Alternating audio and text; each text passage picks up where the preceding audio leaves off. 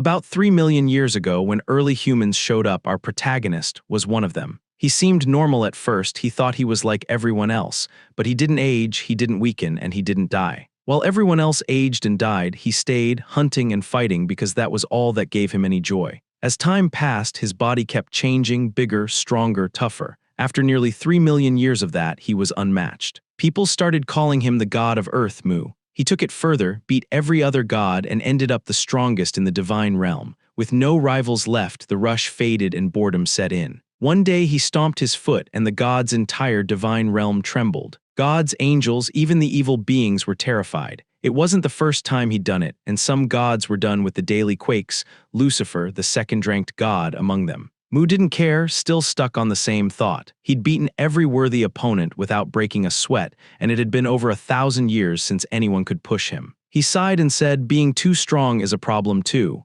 Then it clicked. If strength was the problem, he'd fix it by getting weaker. In an earthling body, he'd have hundreds to fight again. He jumped up and yelled, Yang Yang. A massive dragon appeared overhead, didn't seem too thrilled to be summoned, and slammed down in front of him, towering many times taller than Mu's throne. It looked annoyed. This was the top god's assistant, Yang Yang. It asked why it had been called, and to its surprise, God Mu just starts walking off and tells him to handle things while he's gone. Yang Yang fires off a spell, Binding of the Absolute, and chains Mu to stop him. Mu only turns and gives him a cold side glance, and Yang Yang immediately shrinks, stammering that he meant no disrespect, but Mu should at least explain, especially with a god's meeting coming up. Mu doesn't care about the meeting and keeps walking, dragging Yang Yang along by the chains like they're nothing. Seeing that won't work, Yang Yang switches tactics, playing the victim, and says if Mu skips the meeting, he'll be the one stuck hearing all the other gods complain about him. Mu snaps the binding, turns, and yells that he's not going there unless Yang Yang agrees to fight him right now. Yang Yang backs off in a heartbeat,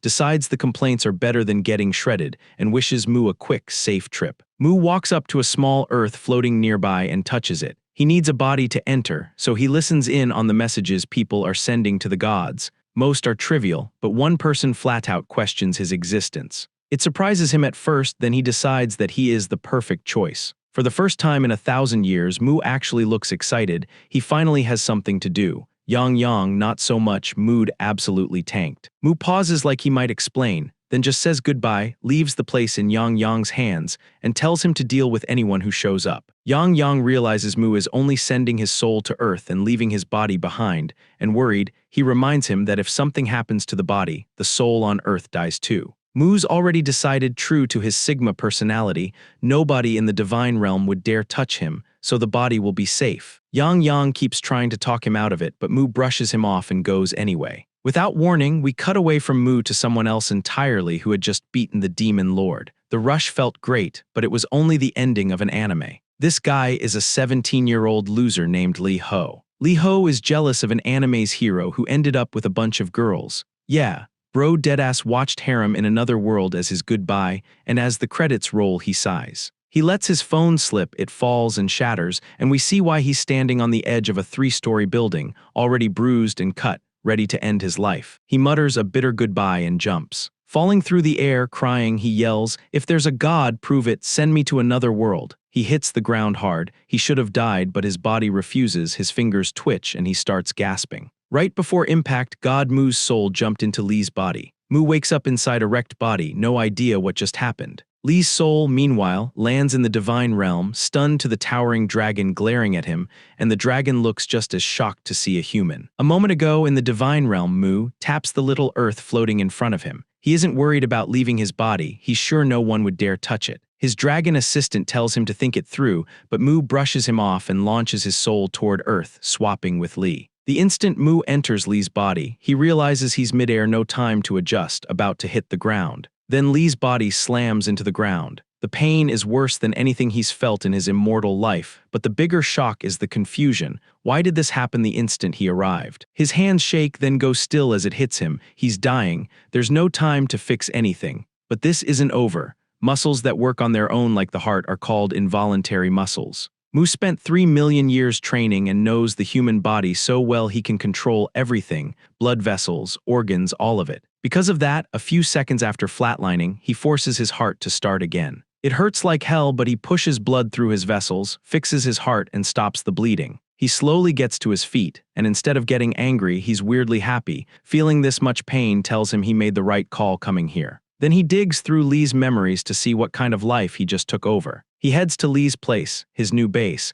but walking on those weak, wrecked legs is rough, so he uses his hands to help and moves on them to take pressure off. He finally reaches the house. He goes into the small room, sits on a creaky bed, and reviews what he learned. Lee has one male relative who lives far away, so he's alone, broke, and miserable, and the only thing he does is go to some place called school. What amuses Mu most is a memory of someone at school who seemed to have made bullying him their life's mission, always picking fights, always making his life hell. Mu sees it as the perfect starting point because he can head straight into a fight. He got so hyped he threw a punch into the air, and a sharp pain shot through his right arm. He figured it was from overusing his hands while crawling back home earlier. Lee clearly never hit arm day, so even small efforts left them sore. Instead of getting mad, Mu smirks. After thousands of years without pain, it felt good to feel anything. The next day, police investigates where Lee Ho's body had hit the ground. Mu went back there too, not for the cops, but because the 3-story building nearby was Lee's school. He walks in, scans the halls, and finds the classroom, but slides the door open way too hard, killing his big entrance, which drew a glare from a classmate who called out to him and told him to keep it down. Mu forgets the sting and walks right up to the kid, standing uncomfortably close. When it comes to fighting, Mu always waits for the opponent to strike first, to confirm their intent to fight, and his opponent does. The kid then freezes for a second, thrown off by Mu's creepy grin, and Mu hits him back, smashing his fist right into his face. Mu asks the bully to confirm it is him, and the bully replies, "What's wrong with you?" and asks if he left his glasses at home or is just too blind and stupid today. Before Mu can answer, he swings and nails him in the face. Blood runs from Mu's nose and mouth, dripping onto the floor. As Mu pulls his hand back, pain rips through his arm, a sharp reminder of his earlier muscle soreness. Their teacher storms over, yelling at them to stop, and the whole class turns to watch. Humiliated, the bully ignores everyone and charges. Mu throws up a guard and blocks his attacks. He thinks he'd have ended this already if his new body could keep up. He even tries to tap into his godly powers, but nothing happens, and that split second of distraction gets him punched in the face again. The bully isn't backing off. Mu's in trouble, no real strength, no kicks, no powers, so he goes with the one thing he can trust. He drops his head, lines it up, and takes the next punch on his skull. The impact cracks the bully's fingers, and the kid screams. Mu moves before he can recover. He grabs the bully's hand and drives his head forward, ramming into his stomach, maybe even into his balls, going straight for the weak spot. The bully doubles over, overwhelmed by the pain, and Mu isn't done yet. He wants to make sure this guy never forgets. Mu raises his head and slams it into the bully's jaw. That did it. The bully lies defeated. Meanwhile, all of his classmates have their phones up, filming the whole thing. Watching the weakest kid in school drop a second-year bully wasn't something they expected. For Mu, this was his first real fight in thousands of years. He'd thrown everything he had into it, and the rush felt amazing. Blood filling his mouth, the painful throbbing, he was fine with it. After so long, the sting of a real fight actually felt good. Now that the excitement fades, he looks down at the unconscious bully like he isn't done, sits beside him, and because the guy pushed him so hard, thanks him. Then he leans in, lowers his head, and bites the boy's ear off and spits it on the ground while the entire class stares in horror. Mu doesn't care what anyone thinks. He wipes the blood from his face and keeps staring at the body. That bite wasn't random. This was Mu's way of leaving a mark on an opponent he actually respected. People would later call those opponents Mu's playthings. Only the strong ones who gave him exciting fights made that list. Back then, being one of Mu's playthings was almost like a badge of honor, a sign you were tough. Mu's mark wasn't about shame, it was recognition. Word spread fast. A second-year bully got put down by the school's weakest kid. The part that shocked everyone wasn't just the loss, they said he basically got neutered. His condition was bad enough that someone called emergency services and they hauled him to the hospital. Mu watches, impressed by the speed of the treatment. As the ambulance pulls away, he waves, telling his first opponent goodbye and says he hopes they'd meet again. One of the teachers storms up behind Mu and tells him to come to the office. As soon as they get there, the teacher blows up asking if he's lost his mind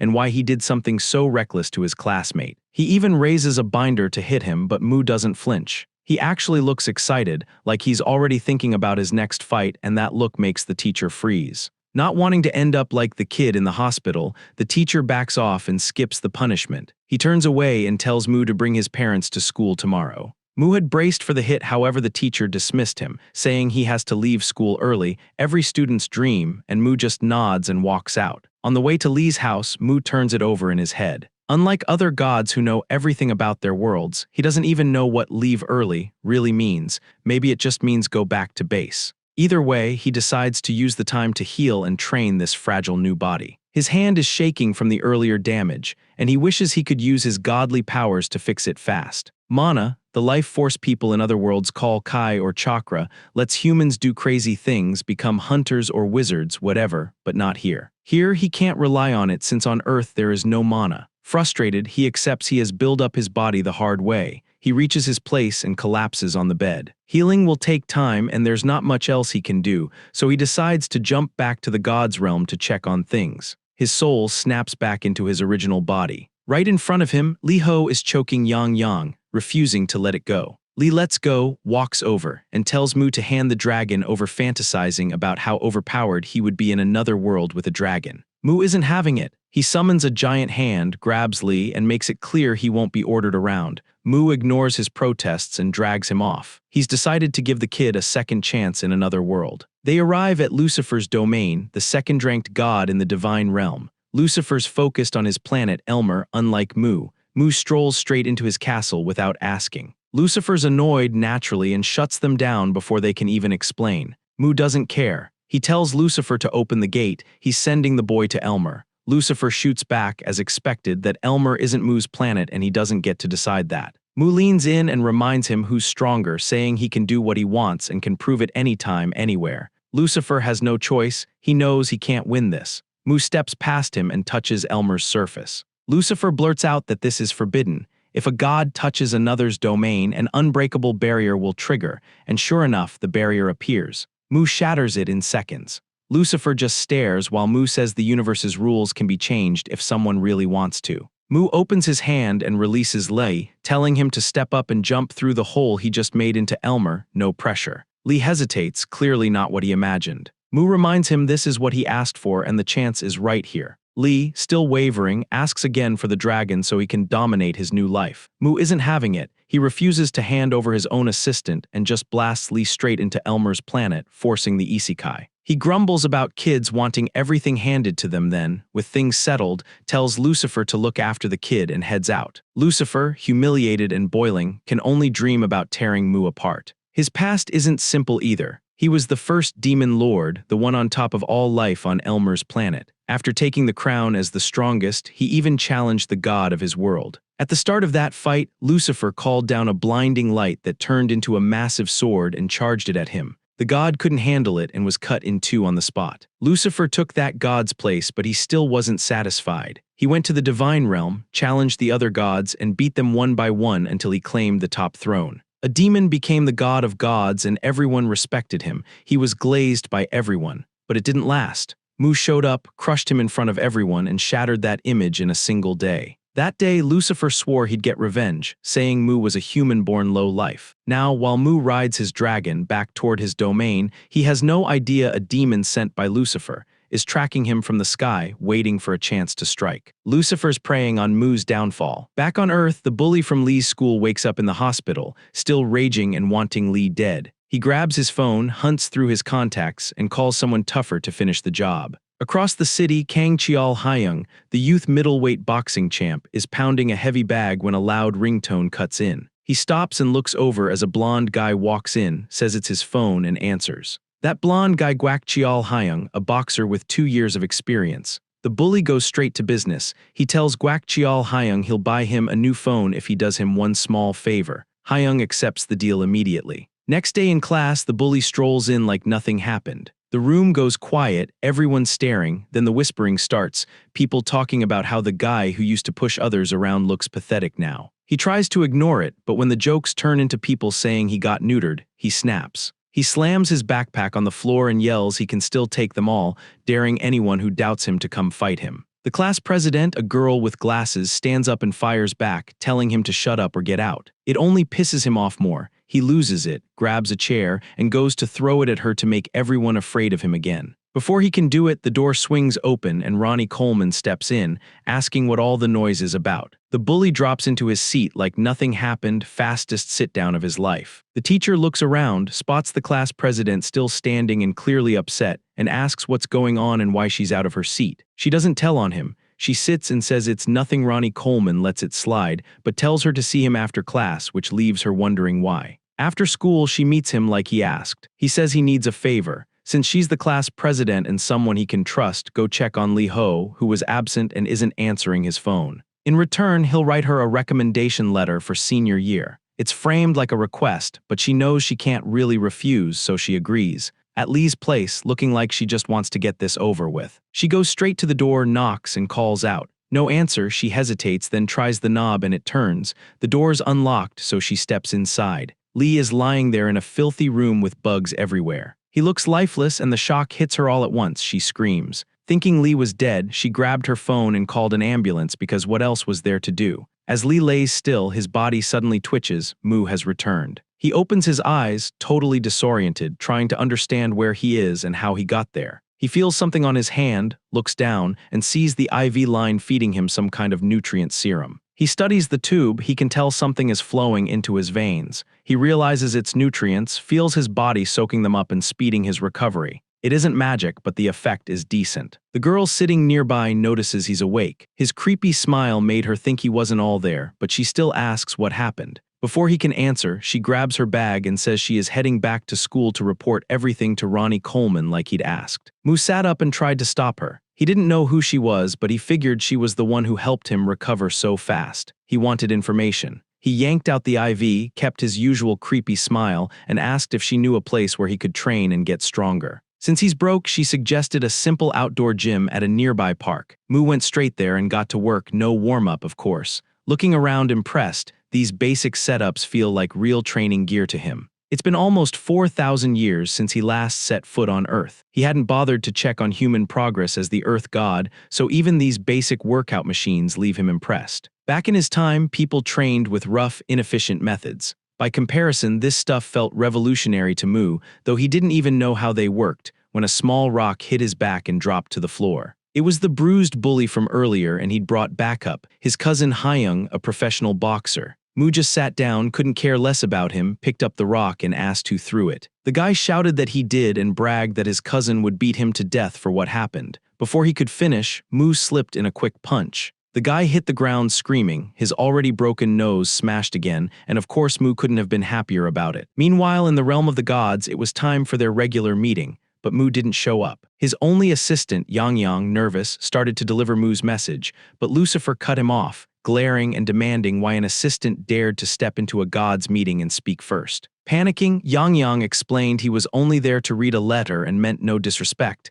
then pushed through it with a shaky voice. As usual, Mu wanted to be notified if anyone found a worthy opponent for him. That was it. Lucifer slammed the table. As the second most powerful god, he was done with Mu doing whatever he wanted, skipping meetings and ignoring everyone. Lucifer wasn't wrong. Most of the gods agreed but kept quiet. Lucifer said the meeting existed to keep their worlds stable and safe. Then the archer god, third strongest, agrees that if anything unusual came up, they'd have to handle it like they always do, same as always. Lucifer slams the table again and yells that Mu treats everything like a game and is pushing their worlds toward collapse. And on the rare times Mu steps in, he says, it only makes things worse. To prove it, Lucifer turns to the Cyclops god, the ninth-ranked deity, and asks if he remembers what Mu did 1,000 years ago when the Cyclops planet was about to be destroyed. A massive void creature, as big as the planet and able to swallow it, had started ripping it apart. Then something blasted straight through it and split it into two pieces. Of course, Mu, grinning with his face flushed, happy to fight, killed the thing in an instant. Lucifer uses that to argue the aftermath was on Mu, and that if he'd worked with the other gods instead of charging in alone, there wouldn't have been casualties. Lucifer says they can't keep letting someone unfit for godhood gamble with their worlds. On the other side, Yang stays quiet, unable to defend his lord, and just prays for him to come back before this gets worse. Back on Earth, the beaten guy starts making noise again, warning Mu that his boxer cousin will make him pay. The cousin is intrigued. He saw how fast Mu moved and punched earlier, so he asks if Mu does any sports or martial arts. Mu shrugs it off and says he doesn't play sports, he just wants to fight. That makes Hayoung write him off as a cocky, dumb middle schooler. Hayoung squares up and says he's ready. He decides to start first, moving in fast to see if this guy is all talk, and cracks Mu in the face with a sharp opening punch. The hit lands clean, but something about Mu throws Hayoung off. As a boxer, Hayoung finds it weird that Mu didn't move at all, even though he clearly saw the punch coming from the start. Mu never dodges the first hit. Taking it is his way of starting the match. With that unsettling grin, Mu yells, "Is hand-to-hand combat your specialty?" Hayoung seems uneasy. Then Mu mirrors Hayoung's stance and rushes in. Hayoung writes it off as just a dumb copycat move, blocks the punch, and gets shoved back across the floor. He can't believe how much power this skinny twig has, while Mu looks even more hyped. Just before impact, Mu flexed his arm as hard as he could. His arm feels like it's tearing, but he doesn't care. Pain only makes the fight better for him. He couldn't feel that sort of stuff from the creatures he fought in his godly form. He yanks off his belt and wraps it around his fist to protect his hand since this body heals slow. The kid on the sidelines calls it unfair. Neither Mu nor Hayoung care about his opinion. Hayoung charges back in. He throws a fast barrage left, right, non-stop, trying to overwhelm him. While defending, Mu studies him and sees it, fast and precise but predictable. Mu starts avoiding the shots with ease. Hayoung tries to switch it up, but Mu not only blocks, he punches Hayoung's arm mid-swing. It takes a few seconds for Hayoung to process it, then he starts screaming. Mu just watches, amused, realizing Hayoung and that kid from Lee's class really are related with the same overly dramatic tendencies. Mu doesn't waste time. He seals it with another quick punch and knocks Hayoung out cold, while Hayoung's cousin just stands there, stunned. Mu's face lights up like he's itching for round 2, and he says it's time to pay for all the trouble, since this isn't the first time they've messed with him. The bully who'd been acting tough earlier knows it's over now that Hayoung's down. Mu walks toward the bully to finish him. Up close, he sees the guy's too scared to fight back, and there's no pride in beating someone like that. The guy notices that tiny pause and hopes that if he keeps acting scared and says he doesn't want to fight, it might end quietly, but it's too late. Before he can speak, Mu cracks him in the face with a quick punch. He goes in hard with no mercy, piling on hits even as the guy's face and body swell and bleed. Mu ends it with a brutal knee to the face and finally feels satisfied. He praises him for not admitting defeat,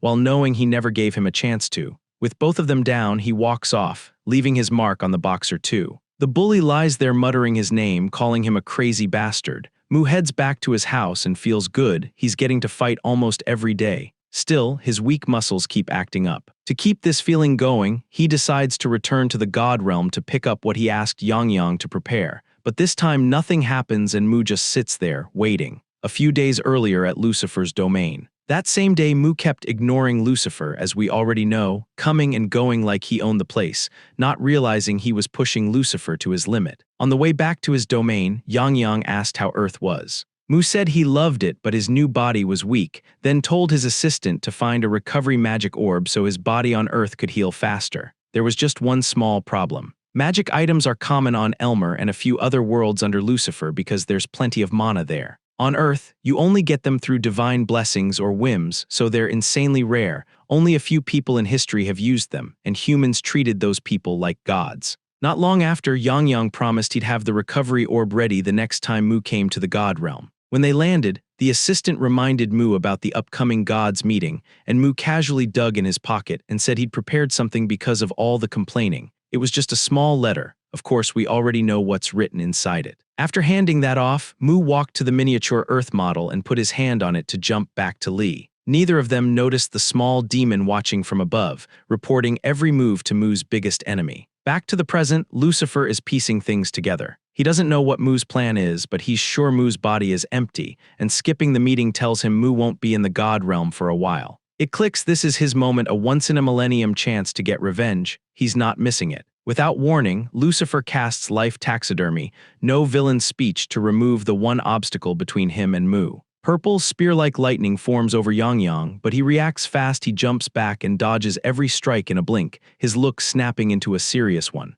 Ready to fight, Yang steps up and demands answers. What's this supposed to be? Lucifer, are you really declaring war on Mu, the god of Earth? Lucifer, confident now that Mu isn't around to interfere, floats up and says he'll personally kick Mu out of the seat of divinity. He knows what that means and doesn't hedge. It's an official declaration of war. Yang doesn't wait. He compresses his fire breath into a tight beam and fires it straight at Lucifer. Lucifer slips past it easily. The blast whips around the god's realm and detonates on the far side with a huge explosion. The archer god throws up a defensive aura to cover the other gods at the meeting. Lucifer doesn't even move or defend. Seeing his first strike did nothing, Yang triggers his ultimate polymorph release. His whole body grows and changes, and he's going all in to protect his master. The archer god sighs and decides she's out, saying this place isn't fit for a proper divine meeting anymore. As the archer god drifts away, Lucifer calls after her and asks whose side she's on. The archer god keeps going and says she's neutral, neither for nor against. Lucifer says he's fine with the archer god staying neutral, as long as she doesn't interfere. Then he turns to the rest of the gods and asks if anyone objects to Mu's expulsion. None of them say a word. Yang is still alive and warns Lucifer that he's no match for God Mu. Lucifer just smirks and says he knows Mu isn't here. He's living in a weak human body on Earth. That stuns Yang. He thought he was the only one who knew, and it suddenly explains why Lucifer chose to rebel. With nothing left, Yang tries one last surprise attack, whipping his tail around Lucifer, but Lucifer slips aside and slices the tail into pieces. He doesn't finish him. Keeping Mu's assistant alive means he can use him to find Mu on Earth, in that human body, and make him pay for all the humiliations. Lucifer laughs while Yang coughs blood and shakes, unable to do anything. On Earth, Hyung is covered in bruises and getting screamed at by his coach for the street fight. He's forced to take a long recovery break right before his big matches, then finally gets dismissed. Walking out, he blames Lee for the mess, right as Kang walks in. Kang notices his beat-up state and asks what happened. Hyung can't admit he got handled by some random weak-looking guy, and since Kang is one of the best boxers in the country, he decides to put up his best acting skills and starts lying, saying he stepped in to help his brother who was being bullied, and the bullies ganged up and beat him. Kang walks past without reacting, tells Hyun this is on him and to be more careful, especially before his matches, then leaves. He's about to go when Kang calls. By the way, Kang actually believes him and asks who did this to him. Mu is still wondering why he can't get back to his real body. The only reason would be that his body's badly damaged, but that doesn't sit right. He has Yang guarding him, and still his body shouldn't be easy to harm. Then it hits him. What if all the gods joined up and attacked? He jumps to his feet. If that's true, he needs to move now. But he has no idea what to do, which just makes him angrier, furious at the thought of those gods taking cheap shots when they wouldn't face him one-on-one and his pillows catch all of the heat. In his head, he swears that if he gets the chance, he'll make stew out of them. He then forces himself to calm down. He reminds himself Yang isn't someone who goes down easy, even against a group. If he can't do anything about his original body right now, he'll focus on this one. He heads back to training. He works his abs for the first time. They feel like they're on fire, and somehow that makes him enjoy it more. People around him stare, pretty sure he's lost it. In the middle of his workout, someone suddenly calls his name. He loses his grip and hits the floor hard. It's the class president, and she's annoyed because he hasn't shown up to school for days. They move to a quiet bench. Mu shrugs and says, "Why would I go to school? I can't train there." She asks why he trains nonstop. He says it's simple, to get stronger. She asks why he wants to be stronger, and he grins so he can fight better and take on bigger opponents. From there he goes off, ranting for hours about fighting and training, and she just sits there and listens, thinking he must be insane. Then she changes her approach. What's the point of training so hard if there's no one to fight? Just come to school, meet people, start some conflict, you'll have plenty of opponents. She walks off. Mu has to admit she has a point. After what he did to those bullies, they won't go near him. For the first time, he actually considers going to school. Right then, a guy in a mask shows up behind him and calls his name out. Mu doesn't answer. He knows exactly what this is. He looks relieved finally and turns his head, already bracing for the first hit. Earth is the best, he says. Back when Kang was 15 and getting good at boxing, his sister was a ballerina. Kang supported her any way he could. Everything was fine until a creep started stalking Kang's sister. His obsession got worse, and one night he followed her into a quiet alley to make his move. Kang happened to be nearby and dropped him with a surprise hit before he could do anything. Because Kang stopped him before an actual crime, there wasn't enough evidence, so he was released. The stalker came back angrier. Kang showed up again and stopped him, but this time he was too late to prevent everything. His sister's leg was badly injured, and her ballet career was over. Kang blamed the law for failing her and decided he couldn't trust it anymore. He began working as a vigilante every night. Whenever he saw a gang looking shady or someone with the potential to commit crimes, he stepped in. He didn't see it as pointless violence. To him, it was justice. Back in the present, Mu took Kang's preemptive punch without resisting, but he could tell it was light. Either way, Mu didn't care. He had his signal to start the fight. Kang wants to interrogate Mu, but he isn't interested in explaining anything. He brushes off Kang's questions and tells him to stop talking and get on with it, which only ticks Kang off. Mu keeps his guard up like a pro. Kang throws punch after punch, but Mu slips every one of them. Kang tries a boxer's trick, flicking a light right to block Mu's vision and planning to blast him with a heavy follow-up, but Mu reads it and blocks that too. That's when Kang realizes this isn't some loudmouth. Mu actually knows how to fight. He starts picking at Mu's weak spots, then finds an opening and buries a shot in Mu's side. Kang steps back to talk, saying he's targeting the injuries on purpose because there's no mercy in judgment. Mu laughs through the pain. It makes Kang even more furious. Mu knows Kang's on another level, and in Lee's body he can't win. But he won't quit. He cannot miss this opportunity to fight. He remembers one of those rare times he was almost overpowered. Even then, he didn't regret it. He wanted the win, so he forced himself to calm down, shut off his emotions, and study every movement. Back then, Mu landed a few clean shots on that giant monster, but they barely did anything. He knew he was outmatched, kept his cool, and looked for openings anyway. It kept him alive. He lost and barely got out alive, but he kind of enjoyed the rush of slipping through danger. First step, he tried to go blank-faced. That deadpan look on top of his already ugly face ticked Kang off like Mu was mocking him, and it pushed Kang over the edge. Kang charged in to end it, Mu backing off and dodging as punches flew until his back hit a tree. He dug his foot in and kicked up dirt, but the guy had protective glasses. If anything, it just convinced Kang even more that Mu was some criminal who needed a beating. Mu, with his goofy-looking face, dodges every punch. Kang tries to appear behind him for a blindside, grazes Mu's chin, but Mu doesn't care. His plan is working, and Kang isn't as focused as before. Mu picked up on the big difference between the fights in the previous world and his current fights. Kang was way more aggressive, not defensive like people back in the day. Mu figured the ground was the key. Back then, people had to be careful due to uneven ground, but with the evolution of footwear, people became more aggressive, which is why he'd thrown the dirt, not to tag Kang's face, but to scatter grit and small rocks everywhere, messing with Kang's footing. He wants Kang to move recklessly and step on the dirt and small rocks he scattered before. Mu gets what he wants. Kang steps on a small rock, loses focus, and opens up. Mu bursts in, aiming for a vital spot, but midair he realizes his arm won't respond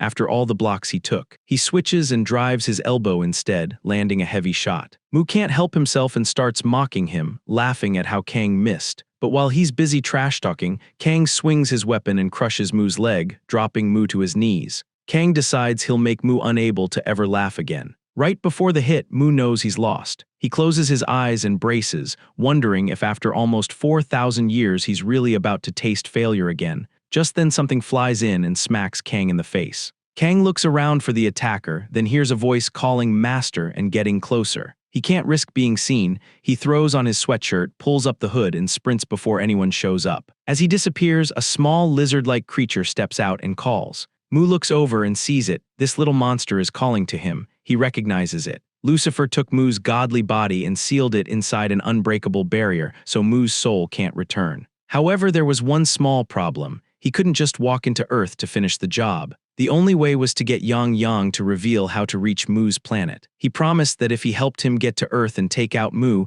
he'd make the dragon the new god of Earth. Yang Yang just whispers so quietly Lucifer can't hear. Annoyed, Lucifer tells him to speak up. Yang Yang finally talks, points at the barrier around Mu's body, and asks if it can also stop attacks. Thinking he wants to rescue Mu, Lucifer brags that nothing can get through, calls it invincible, and tells him to give up and join him. Then the place starts getting brighter. Lucifer turns and sees Yang Yang's body glowing with energy. Yang Yang yells that he's going to self-destruct. Before Lucifer can react, the castle blows apart. The blast is so huge it burns an entire side of the god's realm. Yang Yang used all of his strength on that one hit and shrinks back to his weakest form, then bolts, knowing the only safe place left is back with his master on Earth. But Lucifer isn't letting him go. He bursts out of the dust, furious charges after him. Before Yang Yang could get away, Lucifer summoned a magical spear and hurled it with everything he had. The spear barely missed, and the Yang Yang leaped onto the miniature Earth, popping out in Earth's sky. Turns out fate dropped him right onto Kang's face. That's all he remembered, and after he explained it, Mu went quiet thinking. Mu wasn't sad as expected, he was furious at Lucifer, swearing that if he ever got his original body back, he wouldn't let Lucifer live another second. Then Mu's anger flipped to excitement as he realized he finally will have a chance to fight Lucifer again. Mu jumped out of his bed buzzing with energy, but he knew he couldn't beat Lucifer in this body. The only option was to work harder and make Lee's body stronger. Problem was, Lee's body was so wrecked that even throwing a light punch at the air made everything feel like it was breaking. Then it hit him. He told Yang Yang to find a magical orb last time. He turned and asked if he'd gotten it and brought it back. To his surprise, Yang Yang said he did. At Mu's request, he slowly coughed it up, explained it was a dragon bloodstone with a one-time healing spell, and he apologized for only bringing one. Mu picked it up, thanked Yang Yang, and said this was more than enough for now. He activated it right away and his wounds started closing up instantly, but that wasn't even the best part. Mu realizes the orb isn't just healing him.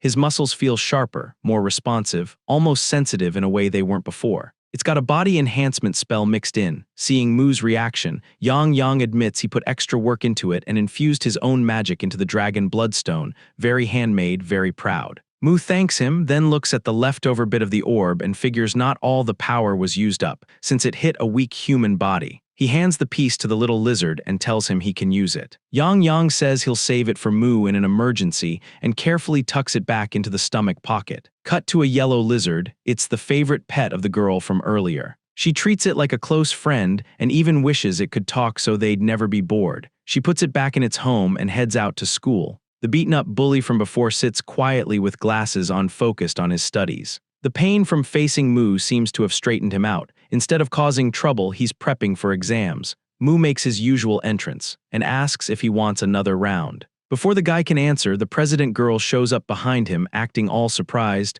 that Mu actually came to school after being gone so long. Mu says he only came because she talked him into it, then adds, of course, he's really here to find someone to fight and beat. His look and his words make her wonder what he's planning this time. She just tells him good luck, choosing peace today. Down on the floor below, Kang and a girl from his class chat about what's been happening. She fills him in on the second year who got humiliated recently and starts laying out the details. She says he beat his bully so badly the guy passed out and went to the hospital, and if that wasn't shocking enough, he even tore off the guy's ear. After that, people started calling him neutralization. Kang listens, interested. School ends, they head for the exit while she keeps dishing details, how the victim looked, the torn ear, and how Mu's behavior that day seemed off. Kang finally connects the dots. The nerd she's talking about is Lee, but it's already done, so Kang decides to let it go for now. On his way home, he unknowingly takes the same route as Mu.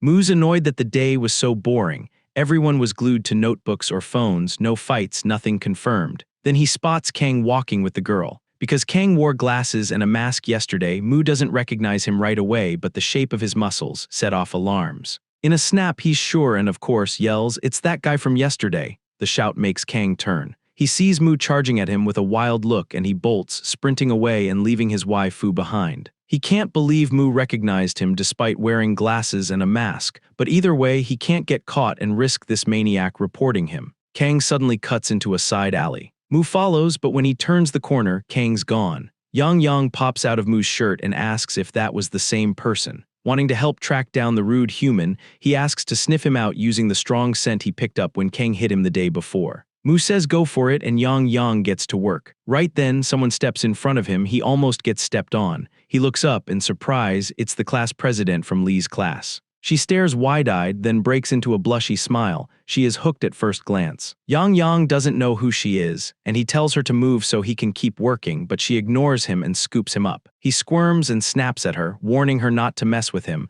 wishing he had even a little magic left to break free. He sees her as a nuisance, but she's just fascinated that a lizard is talking. To her, he's the cutest thing ever. He finally spots an opening, bolts out of her hands, and hides behind his master. He apologizes for failing because of the girl and blames it on losing his power. The girl comes over with a serious face and asks if that tiny creature is his friend. Mu goes, friend. Yeah, you could call it that, a very obedient one. She introduces herself as Kim Yujin, and it's obvious she's jealous that Mu has a talking, well-behaved rat. Mu can read it all over her face, even if he's not sure why she's so stunned and envious. He offers Yang Yang to her and says if she wants, he'll lend the little guy to her for a bit, in exchange for some information. She lights up at the offer. Trading a little info is nothing. Mu doesn't wait for an answer. He grabs Yang Yang by the neck and hands him over, saying, "Take him. Keep him as long as you want, but you have to help me find someone." Mu casually tosses the little guy toward her, and he lands right on top of her head, and Yang Yang can't believe his lord just sold him out like that. Mu heads off, telling Yang Yang to stick with Kim for a while and come back on his own later. Yang Yang tries to ask where his master is going without him,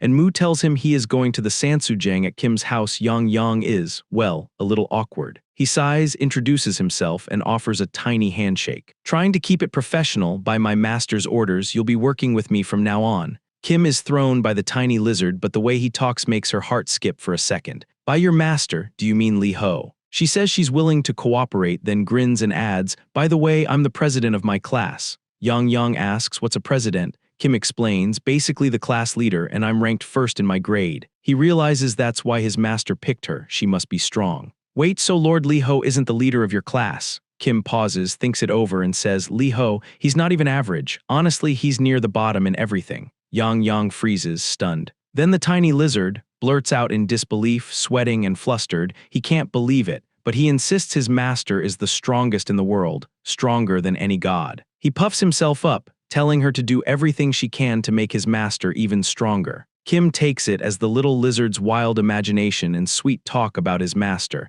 and she agrees to help, but only if he visits her often. He'd already planned to use Kim to get information about what's happening on Earth. He agrees without hesitation, and they make a deal. As a loyal servant, he's ready to do anything to help his master take back the title of the strongest. Meanwhile, Mu is training with his newly strengthened body. As the sun sets, he jumps down, looks himself over, and feels good. He recovered faster than he hoped, and his strength has substantially increased. He throws a random punch, this time at an iron rod, and the result satisfies him. For the first time, his hand doesn't even hurt. He grins, then the smile fades as he came out here hoping to run into Kang. He decides to head back, figuring he'll have a better shot at seeing Kang at school soon. Mu's sweat reeks, and while luckily no one's nearby to catch a whiff, by the time he wanders into Kim's neighborhood, the smell is strong enough to hit Yang Yang's sharp senses. The little lizard is at the girl's PC, then Dragon's senses kick in. He knows that smell. He jumps down, waves, and yells, "That's it for today," as he bolts out, bounding over rooftops and walls like an excited dog,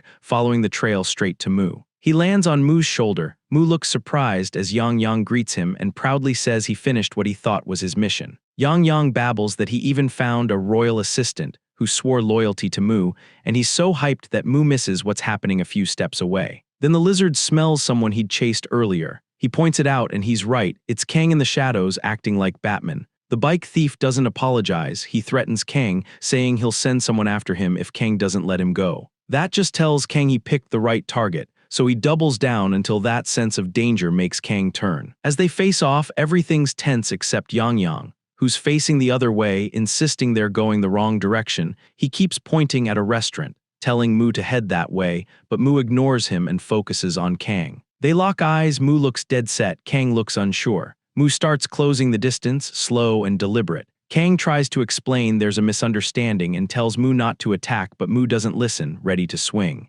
Kang realizes he has to defend himself and squares up. He'd beaten Mu before, and he hesitates now because he knows Mu isn't the kind of guy who deserves a beating like he once thought. But then nothing happens. Mu had been faking an opening attack to bait Kang into striking first, and Kang didn't bite. The thief who'd been watching, meanwhile, seizes the opportunity, snatching Kang's weapon. He rushes at Kang. Kang slips aside at the last second, turning his head and stepping out of the path, then sees the weapon headed straight for Mu. Mu takes the strike. He could have dodged or blocked, but he didn't, which told him everything he needed. Mu hits back right away, a hard kick to the thief's stomach, popping the weapon into the air, and Mu caught it before it hit the ground. Mu isn't done. He keeps pounding him, sometimes using Kang's weapon until the thief collapses. That satisfied grin fades fast. Mu realizes these one-sided beatdowns aren't fun. There's no challenge. He thinks back to when he first hit Earth, fighting Lee's bully and Hyung. Those were real matches. He decides the only opponent that matters right now is Kang, not this ugly guy. He looks around, but Kang's gone. A moment ago, Kang rushed off, while wondering how that crazy guy Mu keeps finding him. Meanwhile,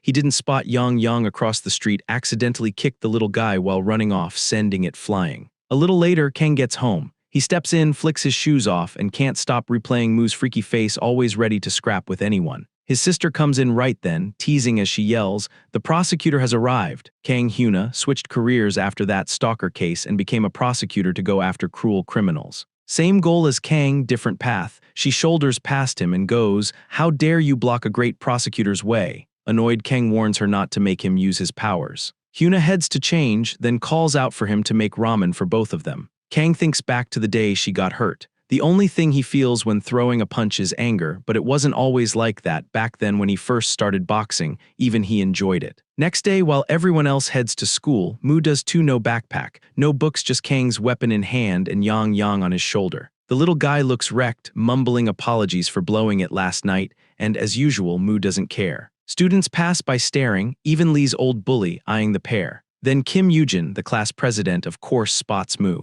She lights up upon seeing Yang Yang, but Mu reminds her about the favor she owed him for borrowing the talking lizard the other day. She said she'd heard about a guy like he described, a bully hunter who beat down anyone acting like a bully. Mu was a bit let down. He hoped for more, though he figured they'd run into this guy again, and next time he wouldn't let him slip away. Meanwhile, Kang is already there, creeping from behind. Kang steps in close and whispers, "Stay in your seat after class. I'll come find you," then takes his weapon and keeps going. Mu hadn't expected to face him so soon. Just hearing his voice made him excited. He let Kang walk away without a word. Seeing that, Kim wondered if Mu and Kang were friends or if there was something she didn't know. She asked Mu, still staring after him and waiting for their meeting after class. Mu answered with one line, "Bully hunter." From then until the end of class, Mu kept that eager look. He told himself he could wait as long as needed for a real fight, but his right leg wouldn't stop shaking, endless earthquake for Yang Yang, who had to spend the whole day dealing with the constant shaking. After the school day ended and everyone cleared out, Mu went straight to the class president and gave poor Yang Yang to her. He tells Kim Yujin he has something urgent to do. She happily takes the little lizard and heads for the exit. Right then, a hand pops up from the other side of the room. It's Kang. Of course it was Kang. The moment Mu's been waiting for finally shows up. Kang steps in, shuts the door, and calmly reaches into his backpack, pulling out training gloves and slipping them on. Mu's a bit surprised, wondering if Kang's about to do that belt trick Mu pulled before. As he finishes with the second glove, Kang looks at him and asks if he actually likes fighting. Mu shakes his head and says no, he doesn't. What he does like is the hit itself, the pain and shock when he gets punched. He likes the burn in his muscles when he pushes past the limit. And after more than 3 million years, fighting is the only thing that's ever made him feel alive. Thinking about that, Mu's face twists into an eager, almost creepy grin, and Kang hesitates, thinking this guy might be nuts. He lets it go, unzips his bag again, pulls out another pair of gloves and tosses them. Mu lets the gloves smack him in the face, then snatches them before they fall. Kang sets his bag in the corner and tells him to put them on, saying he wants to keep it fair. He can't take a fight seriously if his opponent isn't even a thug. Mu slips the gloves on, rushes him, and throws the first punch. Kang blocks and slips it, a little annoyed that Mu didn't even let him finish what he was going to say. He reminds himself he came here for a fight, so no point getting mad. After they trade a bunch of punches and blocks, both of them step back for a while. Kang uses that pause to reset, drawing on his pro boxing experience. He tells himself to relax, keep his body loose, and focus on control, not just power. Mu rushes in again. This time Kang's ready. He blocks clean without taking a hit, then cracks Mu on the jaw twice. Kang glances at his hand, feeling satisfaction. The power and accuracy surprise him, so he runs the same motion again on Mu like he's testing it. Loosen the muscles, rotate through the body, send it through the fist and even the fingers, drive it straight into the target. Now Kang looks fired up, eager to give Mu some painful, practical boxing lessons. Mu's impressed too, but instead of backing off, he gets even more excited. This is exactly what he wanted. On the third floor, a red-haired guy is dozing during night self-study when he suddenly starts trembling like he's having a nightmare, then jerks awake, confused about where he is. He spots a not-so-friendly note on his desk calling him out for always sleeping in class, shade in handwriting. He doesn't bother figuring out who left it,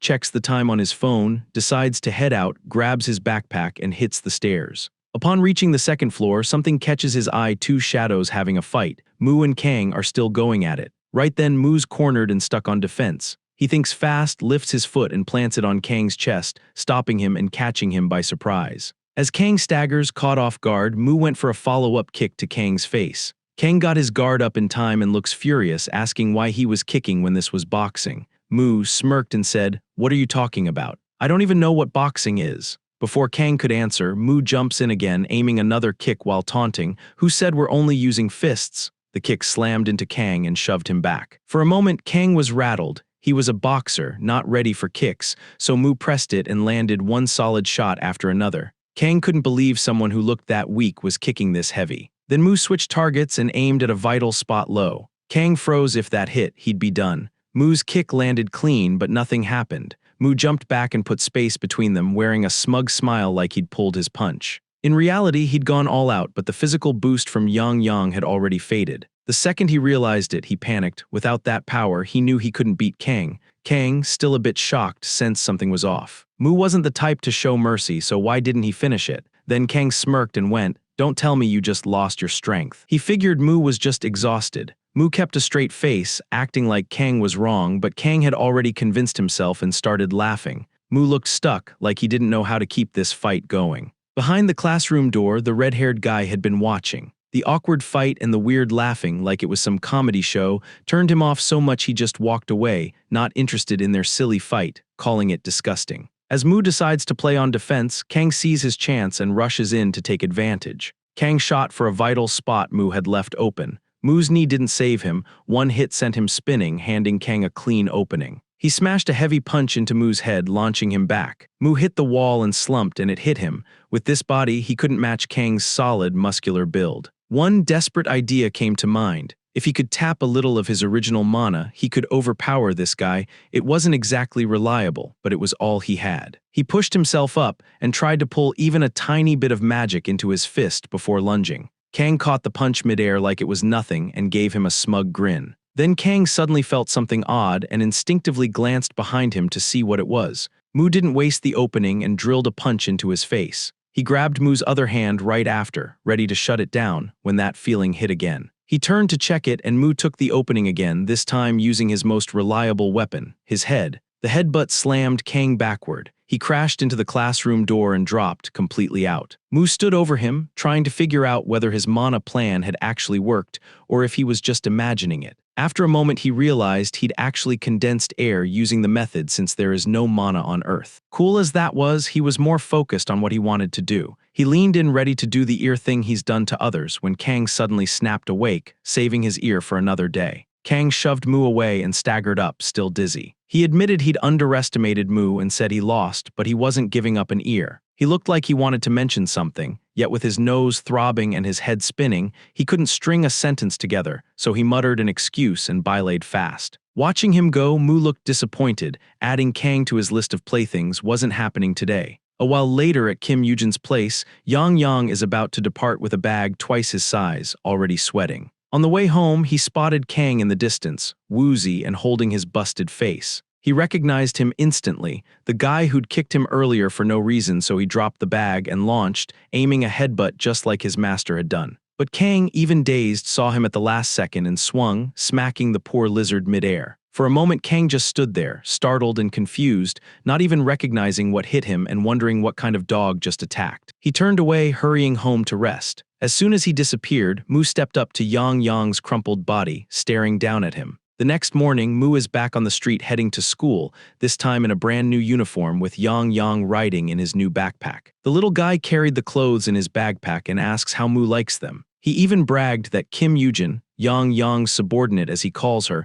bought the uniform and backpack for Mu just to keep him satisfied, and said he'd stay hidden for now to avoid attention. Across the road, Kang spots Mu and asks why he was wearing a school uniform on a Saturday. Mu just asked what Saturday even is, and Kang looked a bit annoyed but changed the topic and brought up what he'd meant to say yesterday. He asked again if Mu liked fighting. Mu gave the same answer, he fights because he has to. Kang didn't really buy it after seeing his face during yesterday's fight, the grin said otherwise, but he moved on and asked Mu to start hanging out with him, saying that if they did, he wouldn't be bored hunting for fights all the time. The moment Mu heard that, he started shaking, that scary, excited smile back on his face. Kang didn't need a reply, the answer was obvious. Then Mu blurted, "Take me somewhere I can fight right now." Kang then said he didn't mean now, he meant another time. From inside the bag, the Yang kept watch, plotting how to get his revenge for losing to Kang twice. It's Friday morning at Jairōgi High, not Mu's school. A student stands guard at the restroom door blocking everyone. Inside, a big guy asks another student about how much he'd made. It was the same thief Mu beat up the other day. Shaking, the kid pulled out some cash and said it was only 20,000 won. The big, introduced as Yangzhou, blew up, saying it wasn't close to what he asked for. The thief complained that Kang got in the way and he could have made more by selling the bike. Hearing Kang's name, Yangzhou lost his cool, punched the wall, and ordered the guy to call everyone. On a Saturday evening, Mu and Kang are walking together. Kang thanks Mu and admits he used to fight in blind rage. After meeting Mu, he realized he could enjoy fighting. Mu told him then to fight him now instead of wasting time looking for random weaklings to beat up. Kang said he wasn't going to fight Mu now, but he promised they'd be bound to have a fair rematch soon. As he talked, Mu noticed smoke in the distance. Kang saw it too and said it smelled like cigarettes, so many at once the smoke was thick. Kang slipped on his mask and glasses, figuring their first target tonight was up ahead, moving in without hesitation, using the haze to sneak closer without being seen. Two guys were posted at the front, talking, with more lurking deeper in the alley. One of the front guys spotted Kang, figured he was just passing by, and told him to hand over his wallet. That was all Kang needed. He knew he'd found the target, so he punched the guy in the face. The other thug recognized him as the bully hunter and shouted a warning. More people were revealed down the alley, and Kang realized there were at least 5 more, and he called Mu over. Mu already stands ready as ever with his sweater over his head to hide his face. Kang charges first, yelling for Mu to follow, but Mu same as always can't start unless someone hits him first. The guy Kang had punched grabs Mu's leg and asks if he is with him. That was good enough for Mu. He counts it as a pinch and jumps in. A few minutes later, all the thugs are down. Mu is annoyed at how weak they were, noting their below-average respiratory systems. Kang then spots a small bag, picks it up, and gives it back to the victim, the red-haired girl from his school he likes. Before Kang could say anything, more guys showed up. The gang was here because one thug managed to message they'd spotted Kang, and they are here to punish Kang for messing with their so-called work. Kang decides it's time to get serious and pulls out his weapon. Mu's look flips to excitement when he realizes the fight isn't over. The real fun was just about to begin, a full-on brawl, his favorite kind of fight. Mu blasts through the group, dropping them one after another, then a heavy slap cracks across his face. It's Yangzhou, of course, with one clean hit. He sends Mu to the ground, then he asks why there are 2 Kangs. Right next to the fight, the red-haired guy happens to pass by, muttering why no one answered his calls. He hears the noise and goes to look, sees the brawl, and the same disgust hits him, wondering if they have that much time to be fighting all the time. He's about to walk off, then spots the girl cornered and Kang standing in front of her to protect her. His name is Heejun, and his dad was an MMA champion, a guy he idolized, the strongest person he knew. But then his dad started using drugs to get stronger, and it felt like he had gone insane. His dad turned into a violent person, not only in the ring but also at home. His mom finally ran away from home, but she left the kids behind. Heejun, although he knew he couldn't last, had to protect his sister. He watched his dad's matches and practiced in secret. He grew, and when he eventually got to his dad's size, the incident happened. He finally stood up for him and his sister and fought back because he felt his life was in danger. His dad called him ungrateful, shouting that he'd kill Heejun and his little sister. Hearing that, Heejun, in that moment of anger and fear, killed his father. It was murder, but the court took his situation into account. He got 1 year in a juvenile detention center. And during that year, Heejun still went to school.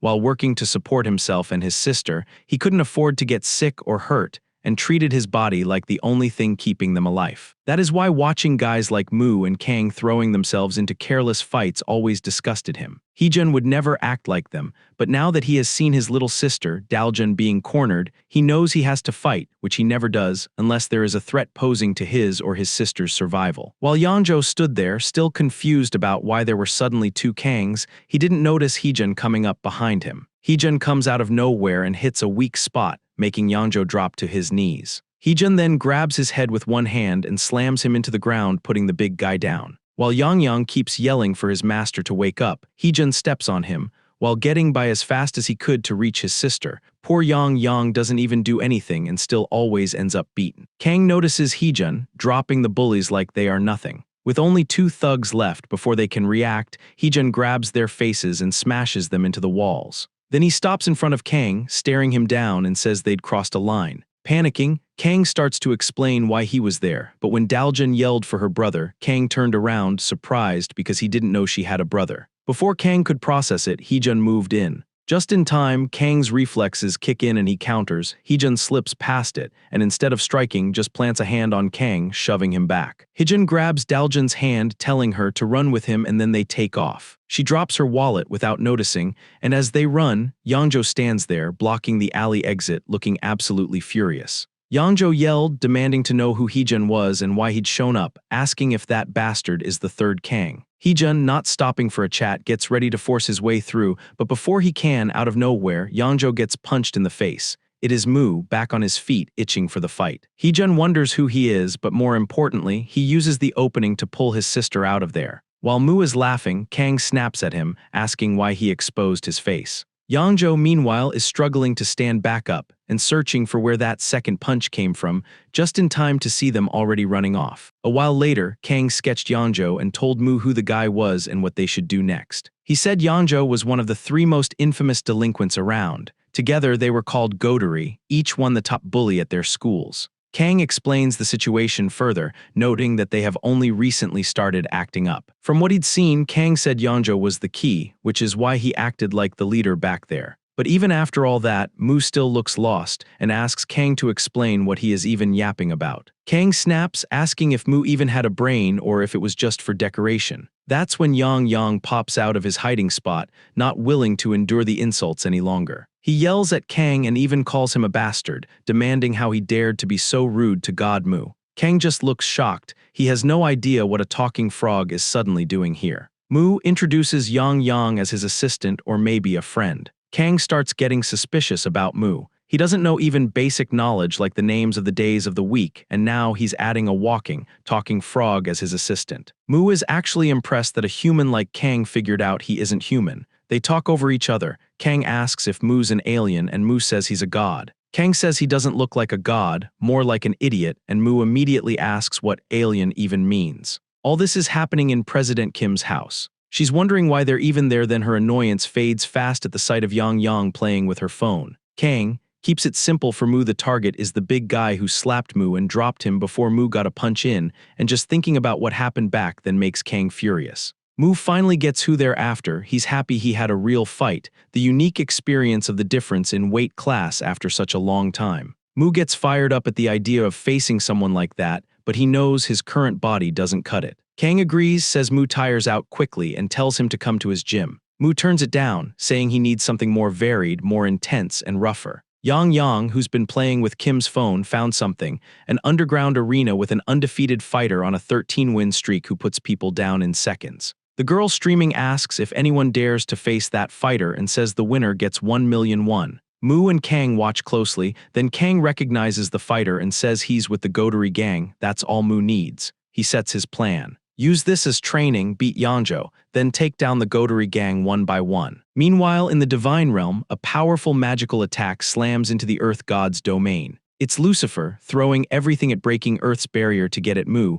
As the dust clears around the small Earth, he stares, only to see the mini Earth with not even a scratch. He can't stand it, remembering how Mu broke the barrier of Lucifer's own planet with ease makes him furious. Yangjo is just as mad. He kicks and punches a door, angry at our boy and Kang, while someone is trapped inside of the bathroom wondering if it's that urgent. Yangjo walks out of restroom, getting worked up by neither getting money nor catching Kang. The same small guy from before tries to cheer him up and shows him Daljun's wallet she dropped earlier. Yangjo snatches it and shakes it, and a few measly coins clatter out, and he just loses it, thinking the little thief's mocking him with pocket change. Her student ID that falls too. He picks up the card, then grins, realizing he can use this. The next morning, Mu and Yang are outside, and Yang guides Mu through the streets. They're heading for the arena. Yang lets out a fart, and while the guy and his ugly dog jog beside them, the second it hits the dog's nose, it snaps. It lunges straight at Yang and bites him in the ass, then backs of. The dog calms down. Yang is left sore, and they break apart with both of them throwing angry glares.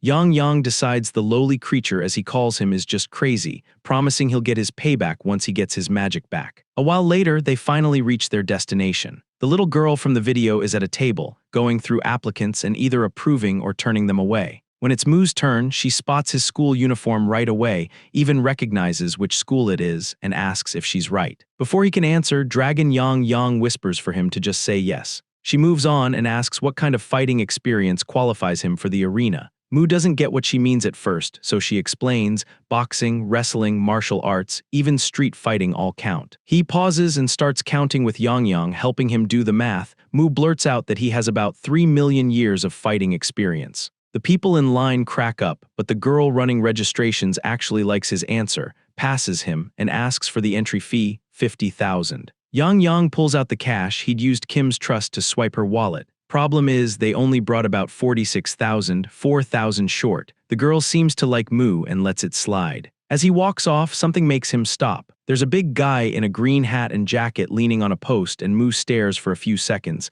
Serious build, defined muscles, clearly someone who trains. He hasn't seen the face yet, but he thinks this might be the goatery guy Kang mentioned. A few minutes later, right as the event is about to start, it's not a guy at all. It's a girl, or at least someone who looks a lot like one. The little streamer girl kicks things off by introducing the undefeated champion, while everyone else forms a wide circle around them. Whistle go, 13 wins in a row. Then Mu steps right into the middle like it's a straight one-on-one. He usually waits for the other guy to swing first, but not this time. Figuring standing in the center means both sides are ready. Before he can move, the host runs over and stops him. She pulls a paper from her pocket and tells him there are rules. This isn't a street brawl. He can't just jump the champion. It's a tournament. Didn't he watch the broadcast? Mu backs off and goes along with it. Some while later, it's finally his turn. His opponent turns out to be the same guy whose dog went after Yang earlier. The host introduces Mu as a self-proclaimed fighter with 3 million years of experience, then introduces the other guy as a Chinese martial arts master. Yang watches from a distance, looking around as he hears people placing bets on the fight. Meanwhile, non-stop barking gets his attention. The dog looks familiar, and he realizes it's the same one that bit his butt on the way here. Fired up, he launches out of his bag with a huge jump that makes people look up, then lands near Mu.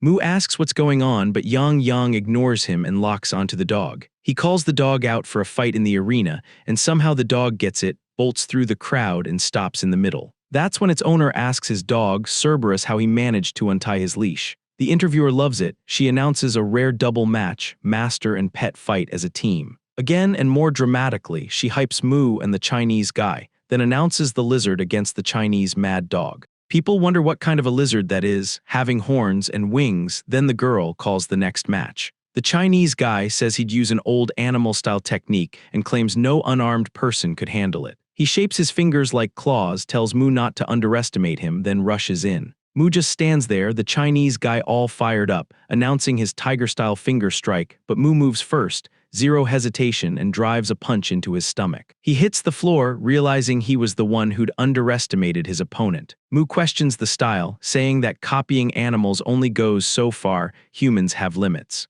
The boy pushes himself up, fighting the pain, and realizes Mu isn't some regular kid. He feels like a concrete wall. Refusing to quit, he decides to use the move his master told him never to use on people. He drops his hands to the ground and Mu just stares, wondering what this guy is trying to do. Meanwhile, most eyes are on Yang and the dog. Yang is drained and trying to figure out how to handle this crazy dog. He sucks at hand-to-hand combat, but the dog gives him no rest and charges in. Right before reaching Yang, the Chihuahua stops, pulls a ninja-style trick that looks like Killua's rhythm echo. The crowd is stunned, especially the streamer girl, wondering if the dog is part of the Zoldyck family. Yang suddenly has 3 dogs in his face. He guesses the one in the middle, but the real one was on the left. He slipped in and bit Yang's neck. The scene cuts to the owner in a 4-legged stance, then blasts forward while Mu stays calm. People in the crowd laugh at the weird technique. His master is there too, as a spirit, a tear running down his cheek as he told the guy to not use that move on people,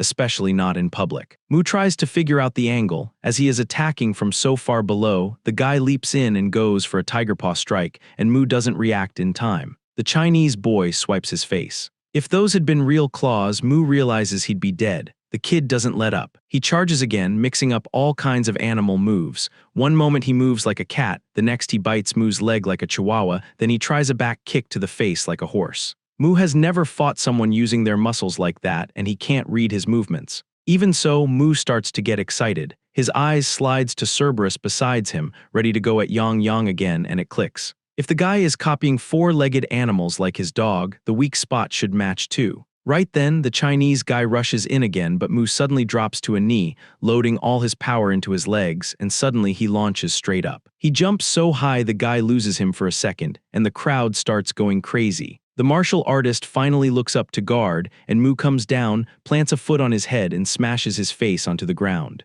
Mu has finally found the answer against someone who fights on all fours, hit from above. People cheer, while a few groan over their lost bets on the Chinese guy. Mu glances over to check his assistant's fight and sees Chihuahua already won. Mu gives the dog a hard stare and it flops over, playing dead. The announcer calls Mu's win and the ugly-looking dog's forfeit. Mu steps in to leave his mark on the opponent while Yang Yang, barely hanging on, stops him and says it's forbidden. Mu lets it slide and lets the announcer move the event along. Now it's time for match 6. Mu versus a new opponent. It's Hayoung, the same guy Mu wrecked last time, still carrying marks on his arm and ear. Facing Mu again while not fully healed is the last thing Hayoung wants, but he steps up. Still, even though he doesn't feel like facing Mu again, who looks the complete opposite, he is excited about their rematch. Hayoung tells himself he should be fine as long as he doesn't drop his guard like last time, and the announcer kicks it off with, "Who's going to take on the undefeated champion?" Immediately both throw hands for the opener, they trade punches and somehow it's Mu who gets the shock. Pain shoots through his hand, he jerks his hand back, while Hayoung looks fine and a little relieved to finally return some of the hurt Mu caused for him. Mu steadies himself, he leans into the pain as proof he's alive, that's why he came to Earth, and his twisted look makes Hayoung flinch. Hayoung adjusts. He starts attacking Mu with quick jabs to shake him up, and then finish with a heavy kick since he figured Mu saw him as just a boxer and wouldn't see a kick coming. But before Hang could even swing, Mu read it from the way his muscles tensed. Mu jumps in, delivers a heavy blow to the guy's knee, just like Kang did to Mu, and then delivers the final blow. Copying the moves he learned in his fight against Kang and ignoring Yang Yang's warning, Mu tears off another piece of Hayoung's ear. No one in the crowd steps in to stop the crazy guy. Things calm down, and it is time for the final match against the girl with a 13-win streak. Mu is amped up, fighting 3 times in a day, what a blessing for him, and before the girl could even finish announcing the match, Mu rushes in. His opponent snaps a long leg kick at his face. It surprises him, but he gets his guard up in time and blocks. Mu realizes she is fast, and they go right back at it. The girl keeps firing off kicks, and Mu's stuck dodging and blocking. Unable to get close enough to throw anything back, she keeps her distance, making Mu have a hard time. Mu knows anyone from Godery is tougher than expected. He decides to try and pulls the same goofy face, wondering what he is supposed to do against her long reach. He jumps in to close the gap, keeping that dumb expression to distract her. Then she nails him with a kick to the face before he can reach her. He switches plans right away and whips a kick at her head, but his leg's just a bit too short. The spinning kick only knocks off her hat, leaving her surprised but unharmed. Mu backs off and the height difference becomes apparent. She decides to get serious. She rushes in faster, drives a kick at Mu, but he blocks with both hands. She immediately goes for another kick. Mu's in a bad spot. He realizes all of her attacks aim high, then right as it's about to land, he vanishes, and she's left looking around for where he went. She looks around and finds Mu, and that shocks her even more. He's down on all fours, copying the Chinese guy's style from earlier. He figures this is his best chance against the lamp post girl, and he switches styles and it's working. She's clearly not used to dealing with someone moving that low. Mu lunges like a dog. She goes for the same face kick as before, but her form's off now. The crowd starts cheering upon seeing this new approach working. The Chinese fighter from earlier is stunned that Mu copied his style after just one match, when he trained 5 years. He and even his master watch, hearing the same people who used to laugh at that style now cheer for it, and the guy's master blushes. Back to the fight, Mu keeps dodging, then decides to go in a fast circle around her. She senses he's about to hit from her blind spot. She spins and fires a kick. She connects, then checks what she hit, and it's only her own hat, and Mu pops up on her other side. In a blink, he's right in front of her. This time he's going for heavy behemoth imitation fist, something the girl definitely deserved. Mu originally is from Earth. However, about 3,000 years before he became the god of Earth, he was forced to live on Lucifer's designated planet, a place overflowing with mana. The animals there evolved into monsters, and Mu survived and grew stronger by hunting and eating them. One creature stood above the rest, a behemoth, massive and stronger than anything he'd faced. He throws together a simple plan. Rearrange his muscles to match the beast as close as possible and then strike. The tall girl is caught off guard and can only watch it come in. Mu slams into her so hard and fast, the impact launches her backward into a bench and table. She takes a moment to breathe.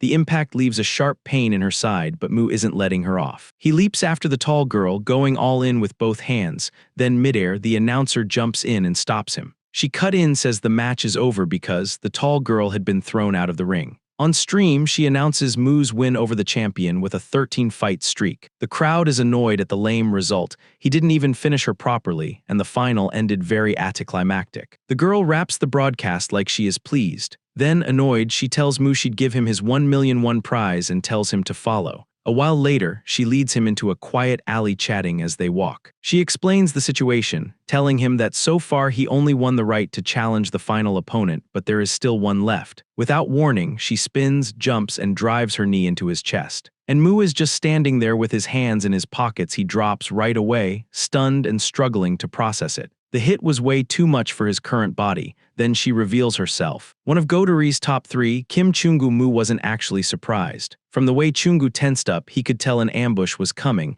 and he chose not to dodge or block so he could fight again. He just didn't expect how hard she'd hit. The blow left him unable to move, and all he could do was watch her walk away. The tall girl nearby has been waiting to back her up. Upon seeing Chungu, she looked ashamed and kept apologizing for letting her guard down and causing trouble. Chungu told her it was fine and urged her to hurry, and they took off. Mu barely crawls toward the street, and in a shaky voice he says while crawling not to go and that he could still fight. He calls out to Yang Yang for the healing orb so he can chase them, but Yang Yang isn't here. Cut to Lee's bully, who is sprinting with something tucked under his shirt, sweating and panicking, wondering how it got this bad. A few days earlier, Hyung showed him an online gambling site. He tried a few games to make a little extra cash and blew 5,000,000 won from his mom's account. Terrified of what his parents would do, the only logical conclusion bro can think of is to gamble it all back. There is a place, he heard, that gives student loans using collateral. The man at the counter gives him an annoyed look and says,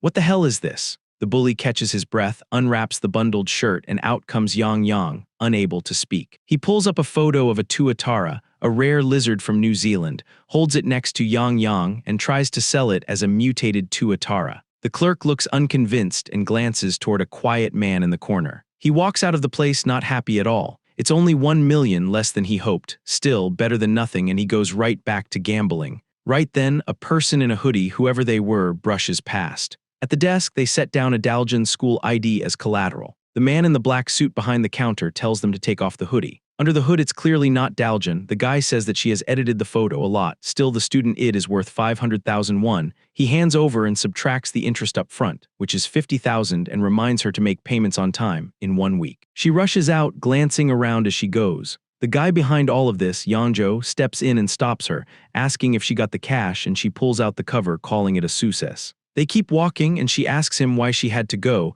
Yangjo replies he couldn't borrow money from that place. Back inside Grandma Money Collateral, the boss in the purple hoodie is fiddling with Jun's ID. His employee comes over and asks why he lent money to those shady students when it's clear they can't pay it back. The boss just smirks, scored some money, flicks the card so it sticks into a wooden board, and says not to worry, there are plenty of ways to get his money back. That board is where Yang Yang is tied up, right in the middle, with a bunch of other ID cards around it. The next day at school, a scream blasts down the hall. It's President Kim. She's just learned Yang Yang has been missing since yesterday. Mu had only mentioned what happened because he thought it went to the girl's place, but seeing her reaction, he realizes he was wrong. Kim loses it, tears through the classroom, then bolts out to check the rest of the school. Mu is stunned by how hard she's freaking out. In another classroom, Kim bursts in, yelling Yang Yang's name while checking on all lockers. Kang happens to be in that class. He doesn't really know her. A few minutes later, the door creaks open and Ronnie Coleman walks in carrying the class president,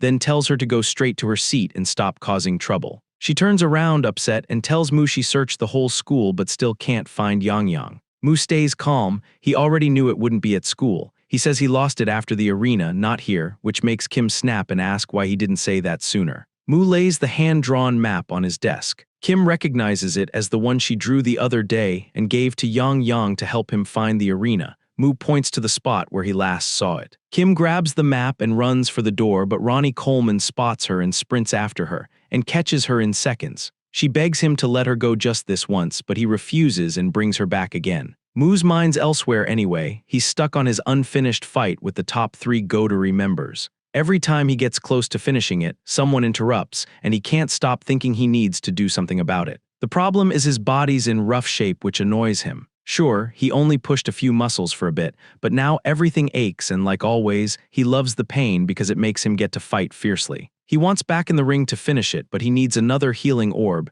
and to get that, he has to find Yang Yang first. The school day ends, and when the bell rings, Kim grabs Moo's hand and drags him out immediately. They hit the stairs and bump into Kang. Kang recognizes Kim and asks why she's rushing. Kim says Yang Yang has been missing, but Daljun cuts in, complaining she can't find her wallet. Kim suddenly asks if Jun is Kang's girlfriend, and both of them shoot it down fast. Kim apologizes, then starts begging them to help her find the dragon. She treats it like her own pet. Moo explains it used to be huge but shrank to a small size and adds more details, then realizes everyone has already wandered off and no one's listening. He stands there a second, feeling left out, then shrugs it off. He'll focus on training and recovery while the other three search for his assistant, perfect outcome. Meanwhile, in the school bathroom, Yangjo's on the toilet gambling on his phone. There's a loud bang as he headbutts the stall door from excitement. He didn't lose, actually the opposite. On his last try, he hits the jackpot and lands what looks like a massive reward. Yangjo is over the moon. He started picturing what he'd do with the money. He could finally pay off his debt before interest kicked in,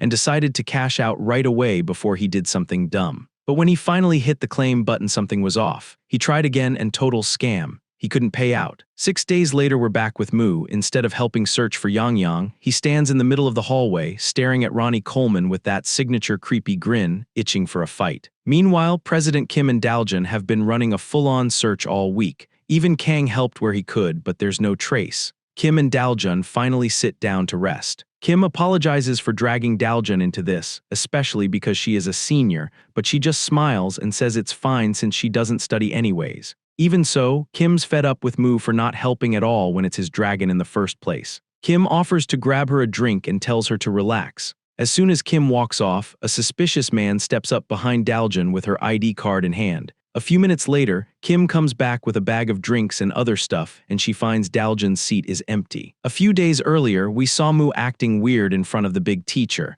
but he wasn't trying to provoke him or pick a fight. Honestly, he was just impressed by the guy's build. He even touched the teacher's chest and said he must have been working that area a lot recently. The teacher almost pointed out how informal Moo was talking, but since Moo praised the effort he'd put into those muscles, he let it slide. Then Moo casually announced he was joining the teacher's training session, like he didn't need permission. Cut to the guy running the pawn shop. He is holding Daljun's ID card. Daljun showed up and yells at him to hand it back. He glares and says they have it because she left it as collateral when she borrowed money. Daljun is shocked and insists she'd never been there or borrowed anything. The secret boss with his ugly purple hoodie steps in, slams the desk, and demands to know why she was pretending not to remember when it was time to pay up. Realizing arguing wouldn't help, Daljun asks how much she needs to pay to get her ID back. The clerk said it was 550,000 won total, with 50,000 won of that as interest. Daljun tries to act cool and says she could pay soon.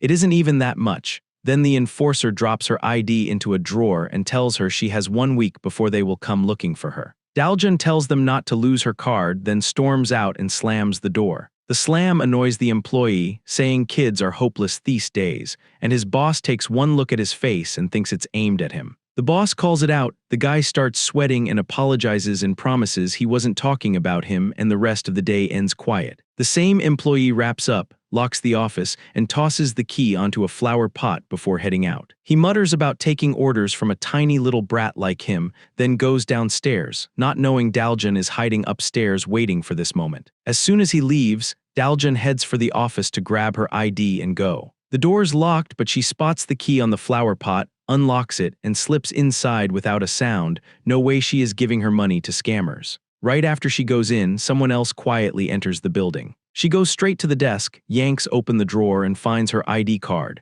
Relieved, she decides to get out fast, but as she passes a cabinet, something inside makes a loud noise. She opens it and finds a cage. At first it's too dark to see, then a pair of glowing eyes and a face come into view. It's Yang Yang. He immediately starts yelling to be let out, not even checking who opened the door. Daljun has never seen the dragon before and it freaks her out. She steps back and bumps into someone. She turns around, turns out Yangjo is right behind her. She doesn't recognize him and he looks just as surprised, then sees she's about to scream, so he covers her mouth and whispers to stay quiet so no one notices him. He then realizes she's the girl whose ID he used to borrow money the other day. He tells her he's here for his own ID too and suggests they both grab what they came for, keep it quiet, and get out fast. Daljun nods, feeling calmer now, and scoops up Yang before leaving. She remembers his face on the missing poster Kim drew. They look exactly the same. Walking out, she thinks these people are awful for even locking up someone's pet, and without her knowing, a security camera catches everything. The next morning on her way to school, Daljun spots Kim and runs over, calling her name. Kim is stunned to see her safe after she went missing the day before and starts to say how worried she was, but Daljun just smiles, skips the explanation, and unzips her backpack and Yang's hands pop out. Then he crawls out, gasping for air. Kim rushes over and hugs him tight, saying how much she missed him. While she's squeezing him, Yang catches a familiar scent and bolts toward it. Mu is walking by when Yang grabs his arm, not realizing Mu's arm is already in bad shape, so he immediately knocks Yang to the ground. Realizing who it is, Mu doesn't apologize. He just tells him to be careful and says his whole body hurts from training. Kim runs over, screaming at Mu out for treating Yang like that. At the pawn shop, the staff notice 2 ID cards and Yang are missing. They check the cameras and see Daljun sneaking in and out, then Yangjo following, grabbing his own ID and leaving. The guy in a black suit asks the boss what to do, which sets him off. He almost hits the guy for being careless with the keys, then stops himself and cools down. Still, the fact that 2 high schoolers broke into his office and challenged him enrages him. At school, it's gym class and some kids start a soccer game. One excited kid winds up for a shot, not realizing Mu is right in front of him. Mu doesn't flinch and lets the ball smash him in the face. He takes it and ends up with a bloody nose. The ball drops and Mu charges the bald kid who kicked it. Before he can react, Mu reaches him and punches him in the stomach. The kid goes down and Mu stands over him, and the other students rush in. Before that kid gets neutered too, the students rush in and the teacher on the other side finally notices something's wrong. Mu is actually having a blast. He wonders if this is what physical education is like and calls it fun. Kim and Yang find a quiet spot. She hands him her old phone and says he can text or call her if he needs anything. Since neither Mu nor Yang have a phone, she figures he should keep it so they can reach each other. Yang stares at the phone. He clearly doesn't get it. She's about to start from the basics when he locks onto something behind them, Lee's old bully, still glued to that stupid gambling game, as usual, losing his money. Yang recognizes him as the guy who kidnapped him and kept him locked up. He drops the phone and sprints over. The bully looks up, but before he can say anything, Yang jumps on him and bites his head hard. The guy panics and pulls Yang off, tossing him to the ground before taking off at full speed. Mu is walking with the Hulk teacher, who's trying to explain he can't just hit anyone who touches him, or he won't be allowed in training. Right then, the bully slams into Mu, loses his balance, and eats the floor. Mu looks down at him, grins, way too delighted, and says, "Hey, it's gym time." He jumps on the guy and starts beating him until the teacher steps in and physically drags Mu off. And just like that, Mu's exciting day ends. On the way back to his place, Kim walks with Mu. He's still daydreaming about having gym class like that every day, but Kim tells him real P isn't like that. She switches topics and asks if Mu isn't training today and if she can hang out with Yang for the rest of the day. She even invites Mu over, saying she'll show both of them how to actually use a phone. Daljun and her classmate are chatting and laughing. Kang is on the same route, rubbing his sore neck like he must have slept funny. Not far back, Daljun's brother Heejun is on the phone with his class president. Someone suddenly steps into Daljun's path and calls her out as wallet owner. Yangjo, looking beat up, asks for her student ID and says what they did was caught on security cameras,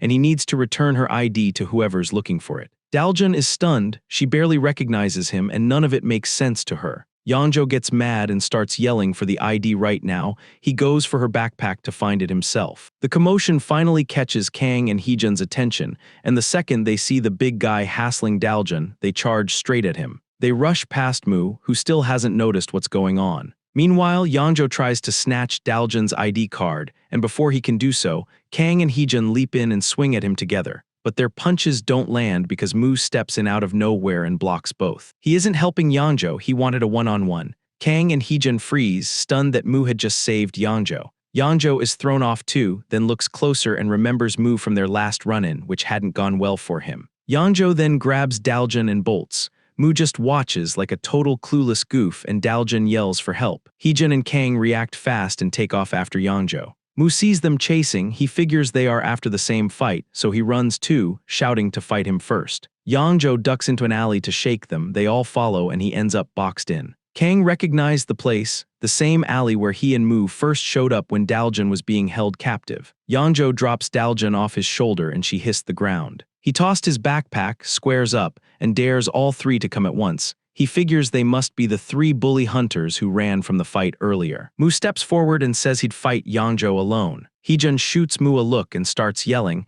He'd only met this guy a few times and didn't even know his name, but one thing was obvious to him. Mu was just messing around. Heejun, looking fed up, asks why Mu blocked their attacks earlier and asks if he will take responsibility if Daljun gets hurt. Mu can tell he's mad, but instead of apologizing he says, "I'll fight you after I'm done with him." Right then, a hand lands on Mu's shoulder. He squeezes hard, pain shoots through Mu and Mu turns and yanks free, then Yangzhou grabs him again with a different plan. Yangzhou slips a foot behind him and hits a quick leg sweep, flipping Mu and slamming him to the ground. Mu lays there surprised, eyes wide. While that's happening, Heejun charges in and grabs Daljun's hand and once again runs away, because avoiding fights is how you survive, especially with his sister to protect. Yangzhou sees them go but can't stop them. Meanwhile, Mu looks fine. Somehow he expected to be wrecked, but there's barely any pain. He realizes his training paid off. He tightened his back as hard as he could and barely felt anything upon hitting the ground. He flexes his back once again and releases all at once,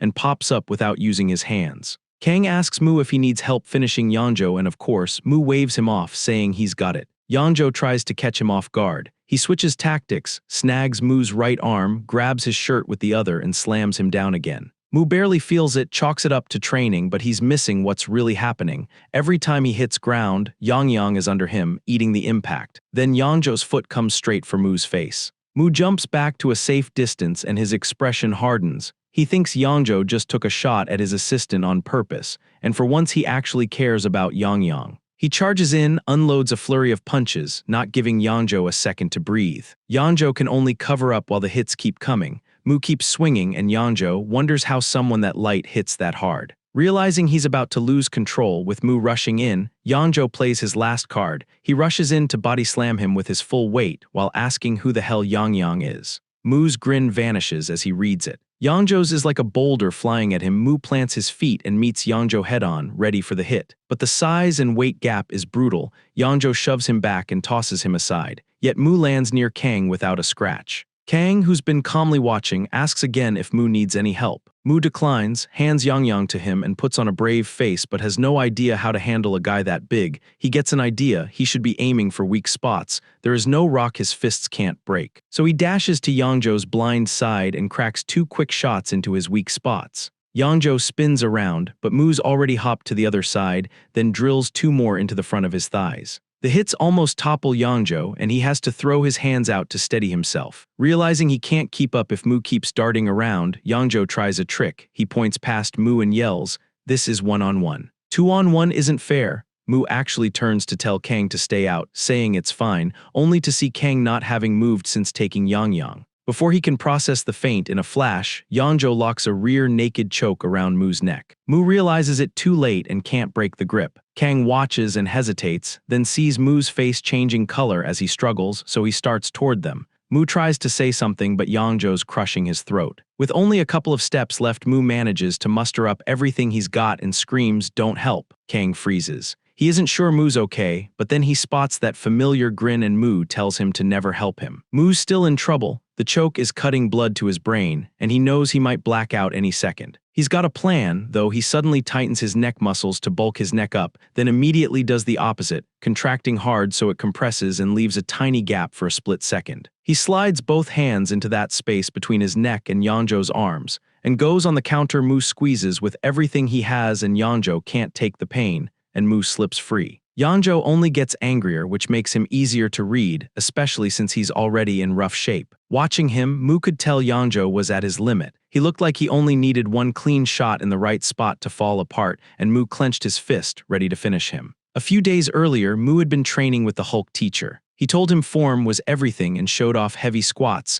got under the bar, lifted it, and went up and down, telling Mu how great it felt on the legs. Mu watched the teacher's leg muscles and studied his movements. After racking the bar and taking a short breather, the teacher saw Mu walk up to try it. He was shocked and asked if Mu was serious, especially with all that weight on. But Mu lifted the bar off the rack and took a step, and while his face stayed calm, his legs wobbled and even bowed out. Realizing Mu really meant to squat that load, the teacher tried to talk him out of it. Mu didn't listen, he wasn't being reckless, he just had a different approach. Mu was a master of muscles, though master doesn't even begin to describe it. Mu could control his body in any way he liked. He mastered a technique that let him boost any muscle group whenever he needed it. He was able to distribute muscle fibers as he liked. With that, he can pull off things normal people can't, like smashing a building as big as the pyramids of Egypt with one punch. He hasn't used it in a long time, mostly because he hasn't needed to. But right now, that technique is more effective than anything else. Back then, right in front of the teacher, he shifted his arm muscle fibers down to his legs and cranked out squats faster than the teacher. Now he moves the fibers from his left arm to his right, bulking his right arm up. Kang watches and asks if he's okay, and Mu just glances at him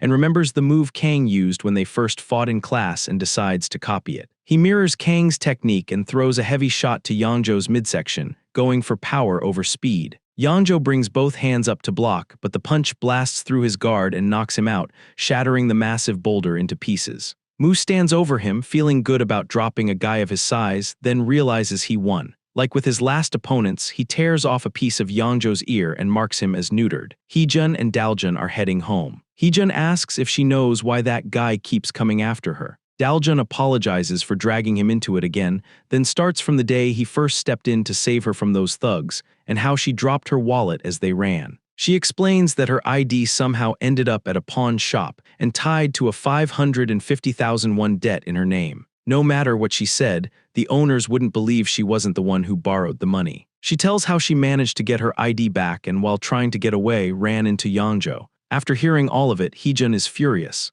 He calls the class president, polite even while raging, and says he won't be at today's meeting. At the pawn shop, the boss and his employee are chatting when the door slams open and Heejun storms in. The annoyed boss turns, and Heejun nails him with a punch, then keeps swinging while the employee in the black suit is shocked and secretly rooting for Heejun to see his bully boss finally getting beaten up. Still, the guy grabs the phone and calls for backup. Two huge guys rush in from the next room to block Heejun and to put him down. Heejun stares them down, not scared. He's usually calm, but the dangerous side of him, tied to the demon he hates, starts to surface, and he doesn't even know it yet, however his blood runs through his veins. The door they'd kept locked to keep the noise down is now hanging open after one of the big guys gets thrown through it. Heejun dropped the whole crew and barely got a scratch. He asked why they were shaking down his sister for money when she never borrowed a thing. The guy in the purple hoodie tried to warn him about messing with them, but Heejun doesn't care. He tells them he'd come back and make them pay if they ever go near Daljun again, then walks out. Their boss feels the same, swearing he'd make Heejun regret it. Kang and Mu are walking. Mu is still riding high off the Yangzhou fight, while Kang just stares and finally asks how Mu made his arm puffed up like that.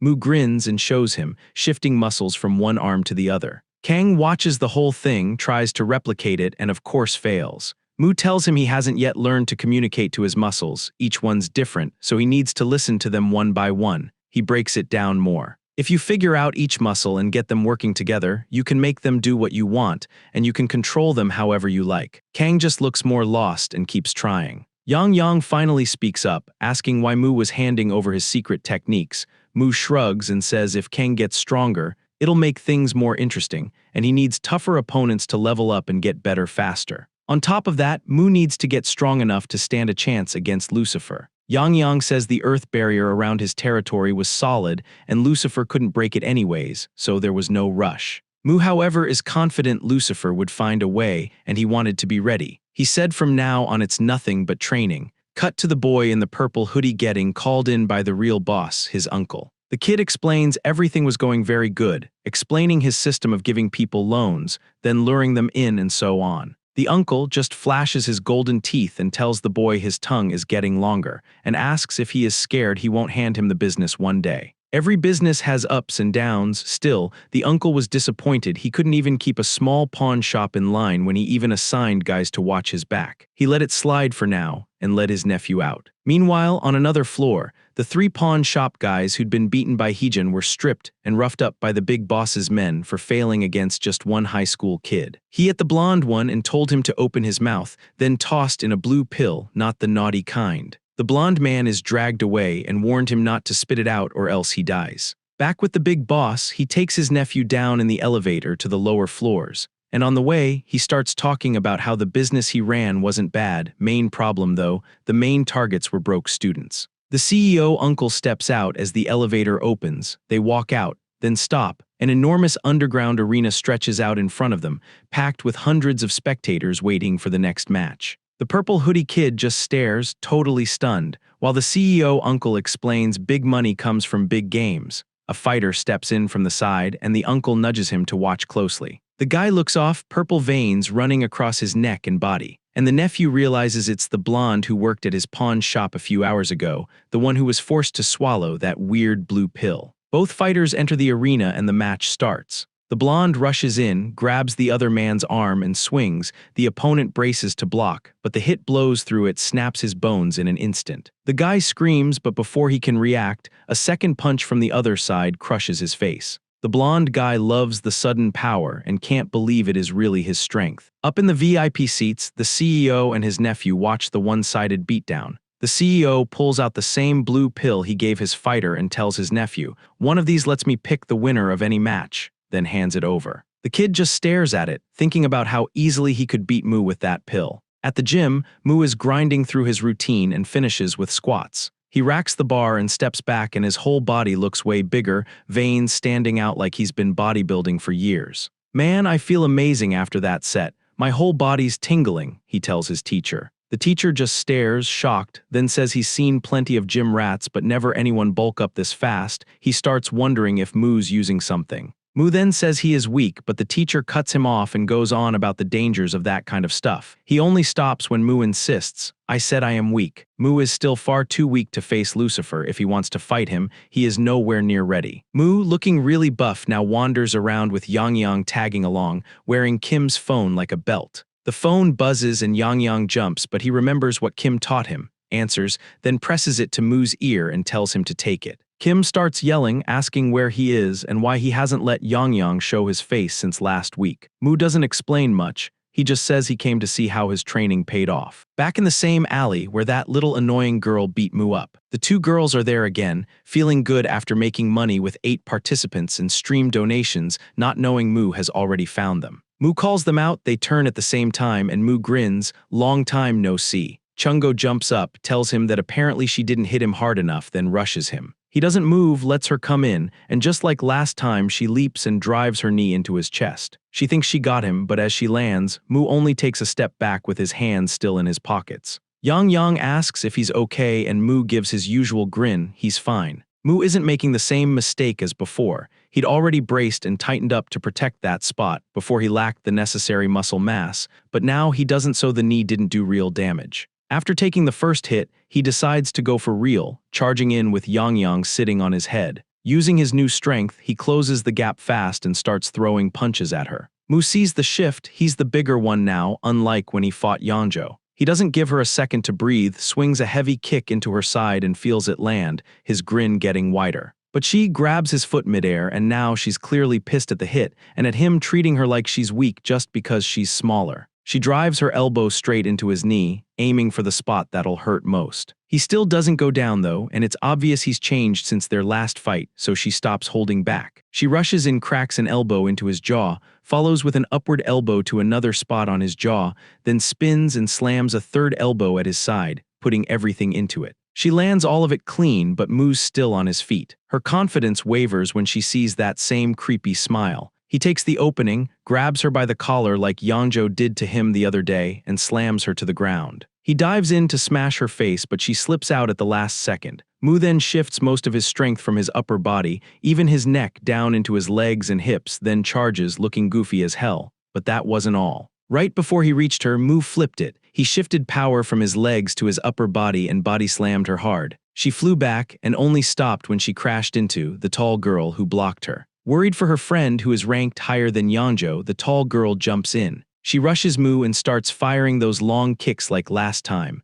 Mu blocks them and decides to break through. He launches forward, swinging straight at her face, not holding back. Then the small girl cuts in at the last second and nails him with an elbow to the face, almost putting a new hole in his face. The girls then attacked together from both sides with kicks and punches, teaming up and pushing Mu back while he tried to hold his ground. Even then, he could tell his training was working. A few days ago, he wouldn't have lasted against both, but to truly turn it around, he needed something new. He glanced at Yang Yang and said he'd found a way to extend his range. So he grabs Yang Yang by the tail, spins him up and charges, shouting, "It's 2-on-2 now." The girls are thrown off by his bold move. Mu rushes in with Yang Yang as his weapon, smacking both girls with the lizard. He goes to swing again, but the short girl steps in and knocks Yang Yang out of his hand, and they trade kicks and punches, while Mu fires back. He grabs Yang Yang again out of the air, doubling down. The short girl knows using a weapon makes you vulnerable. Close the gap and the arm holding it is useless,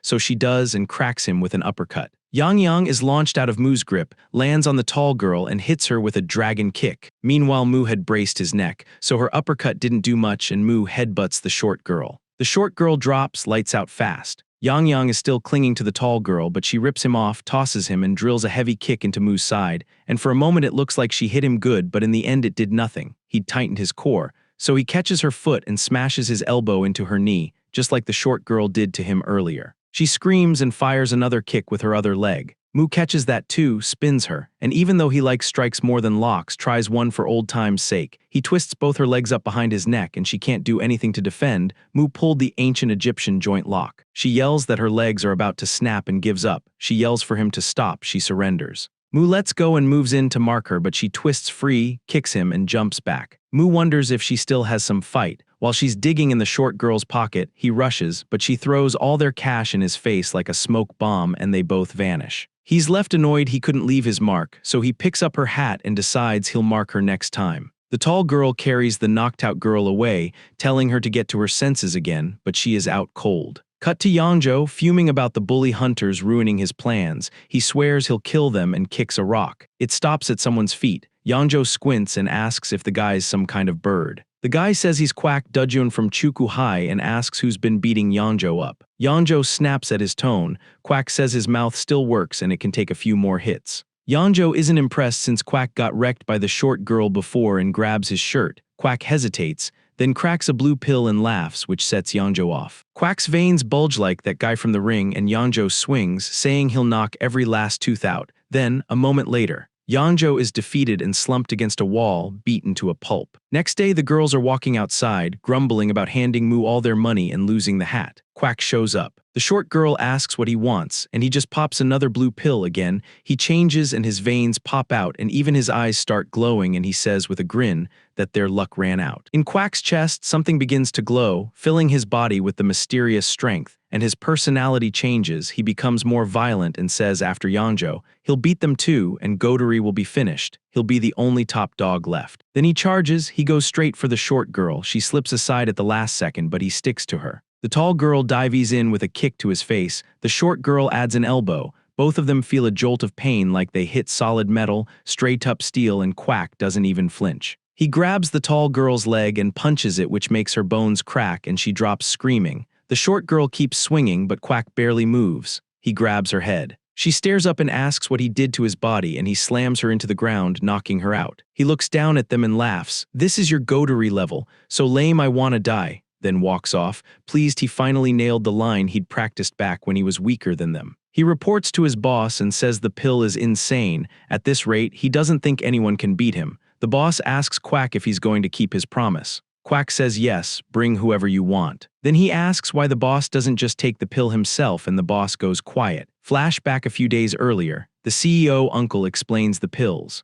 The stronger the boost, the worse the side effects. Your personality gets violent, and if you overuse it, sometimes people literally explode. Back to now, the boss gives an excuse about taking herbal medicine. Quack asks what that has to do with anything. The boss insists it matters and they walk off. Mu shows up at the spot with massive calves, trying to figure out where those two girls' school is. He wants to follow up on their last fight. Next day at their high school, Mu talks with Kim. She says the girls are from Whistle High and sketches him a map. In exchange, she gets to keep Yang Yang for a bit and she's thrilled. When Mu makes her draw another one, she goes, "What are you, a boomer?" and tells him to use his phone. Mu heads out with Yang Yang. Yang Yang acts as his GPS, calling out where to go and they get there. Mu looks around, spots the tall girl. She sees him too and notices the hat he brought back. She takes him to the school infirmary to the other girl's room. It's weird seeing them invite him in like this after trying to kill each other. 24 hours ago, anyways, the girl says the little one got wrecked by some psycho who jumped them. She reported him to the cops, and he hasn't been back to school. His name's Quack Dudjeon. Someone groans behind the curtain. They turn, Mu yanks it aside, and it's Yongjo, battered worse than the last time Mu saw him. He curses out Quack Dudjeon, then passes out, and a nurse yells that the patient's going into shock. Yongjo wakes up and still doesn't like Mu, but he talks. He says Quack took some weird drug and turned insanely strong. He was the weakest goatery. Now he's the toughest guy Yongjo's ever fought. Mu listens, excited with his nose puffing, that someone could beat Yongjo that badly, and asks where to find him. The girl says nobody knows, not even the police, so Mu decides he'll track him down himself. Back at school, Mu's carrying boxes while the Hulk teacher tells him to make exercise a daily habit, seriously, not just trying to boss him around. Mu's mind is elsewhere, thinking about Quack. Meanwhile, Quack walks past behind him, on the phone with someone telling him to be careful and stop announcing to the world he's on drugs. Quack says it's already too late, goes upstairs, and heads to a classroom. He's been looking for Heejun, who's just chilling in class. Quack recognizes him from the picture his boss gave him, pops a pill, storms in, and tells him, "You're dying today," then lifts a desk with the student still in the chair and hurls it at him. Heejun slips aside and the desk flies out the window. Nobody knows who the hell this guy is, and the students start saying they're calling a teacher. Heejun's wondering the same thing when Quack rushes him and punches his left arm, slamming him into the lockers. The next swing buries Quack's fist in the metal. If it landed, it would have been ugly. Heejun says this is self-defense and squares up. He drills Quack in the gut and throws more shots. Quack freezes and looks like the punches actually do something to him, then he laughs about the punches tickling. So Heejun uppercuts him and calls him a psycho. Quack tanks it with his chin, says that one stung a bit. He grabs Heejun's hand and then tightens his grip, crushing his hand. Heejun writhes in pain while the class stares. Kang and Daljun are there too. Daljun realizes her brother's the one fighting and actually throws her slippers at Quack, as if that's going to do anything. Quack turns and she tells him to let Heejun go. Quack says he can't, then swings at her.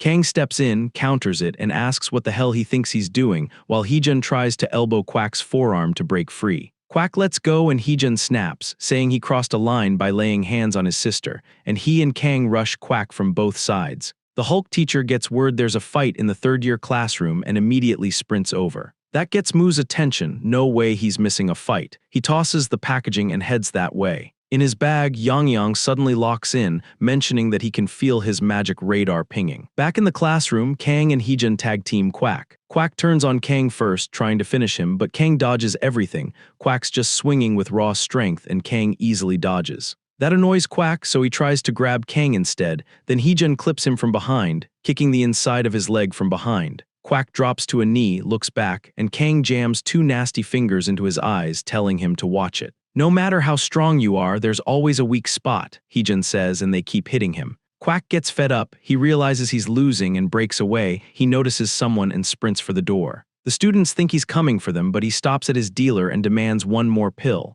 The bald guy asks why he's exposing him in front of everyone. Quack keeps begging for just one more. He swears he'll catch Heejun like the guy asked. Just give him the pill and he'll finish it, he insists. The bald guy gets mad that Quack just outed him, with zero chill, and Heejun recognizes him as the same creep who tried to scam his sister. Noticing Heejun's death stare, the bald guy rams a pill into Quack's mouth and tells him not to mess this up. Quack goes, "No problem." Heejun steps in and says, "Don't ignore my warning. Keep bothering me and I can't promise what'll happen. I already told you at the pawn shop." Before he can finish mid-sentence, he's blasted backward, shocking Kang. Heejun crashes against the wall and then Kang gets launched too. The mutant powers up into a full purple monster. Daljun worries about her brother. She tries to get to him and Quack reaches for her, but the buff teacher, Ronnie Coleman, grabs his hand, says working out doesn't mean he can hit his friends, and that it's time to learn a lesson. The teacher tries to enforce his authority physically, but Quack just squeezes back and snaps the teacher's fingers.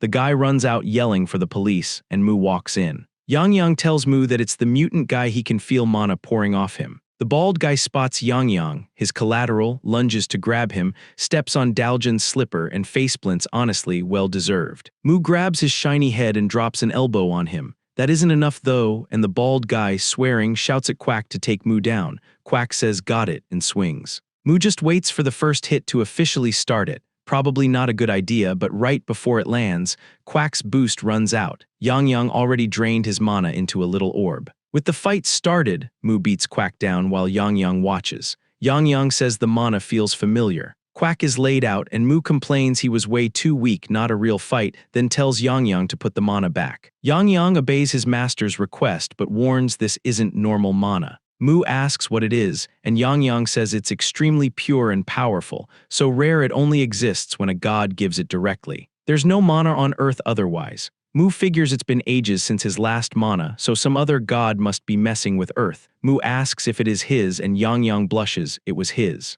The big purple Hulk gets back up and glares at them, ready to teach them a lesson or two. About 1,000 years ago in the divine realm, Mu fought the Cyclops god. The Cyclops, giant-sized, was annoyed at Mu for trying to pick a fight with him. He hurled his weapon and shattered the ground, but suddenly it cracked apart and Mu stood under it fine. With one punch, Mu disintegrated the Cyclops and his weapon at once, acting like One Punch Man. The Cyclops then, back to his original form, told him to stop bothering him. Mu said he would if the Cyclops entertained him, then left, unsatisfied, telling him he'll be back next time. Trying to cheer him up, Yang Yang came up with a brilliant idea. He brought a massive stone from Earth, ground it to powder with his crushing magic, spat a strange liquid on it, mixed and compressed it further, then condensed it with magic to finish it. Lastly, the most important step, he signed it and made a magic dough. He told Mu to feed opponents a tiny dose before fights since it was super concentrated, even showed the single serving. Then Mu took the whole thing, of course he did, and ran back to the Cyclops.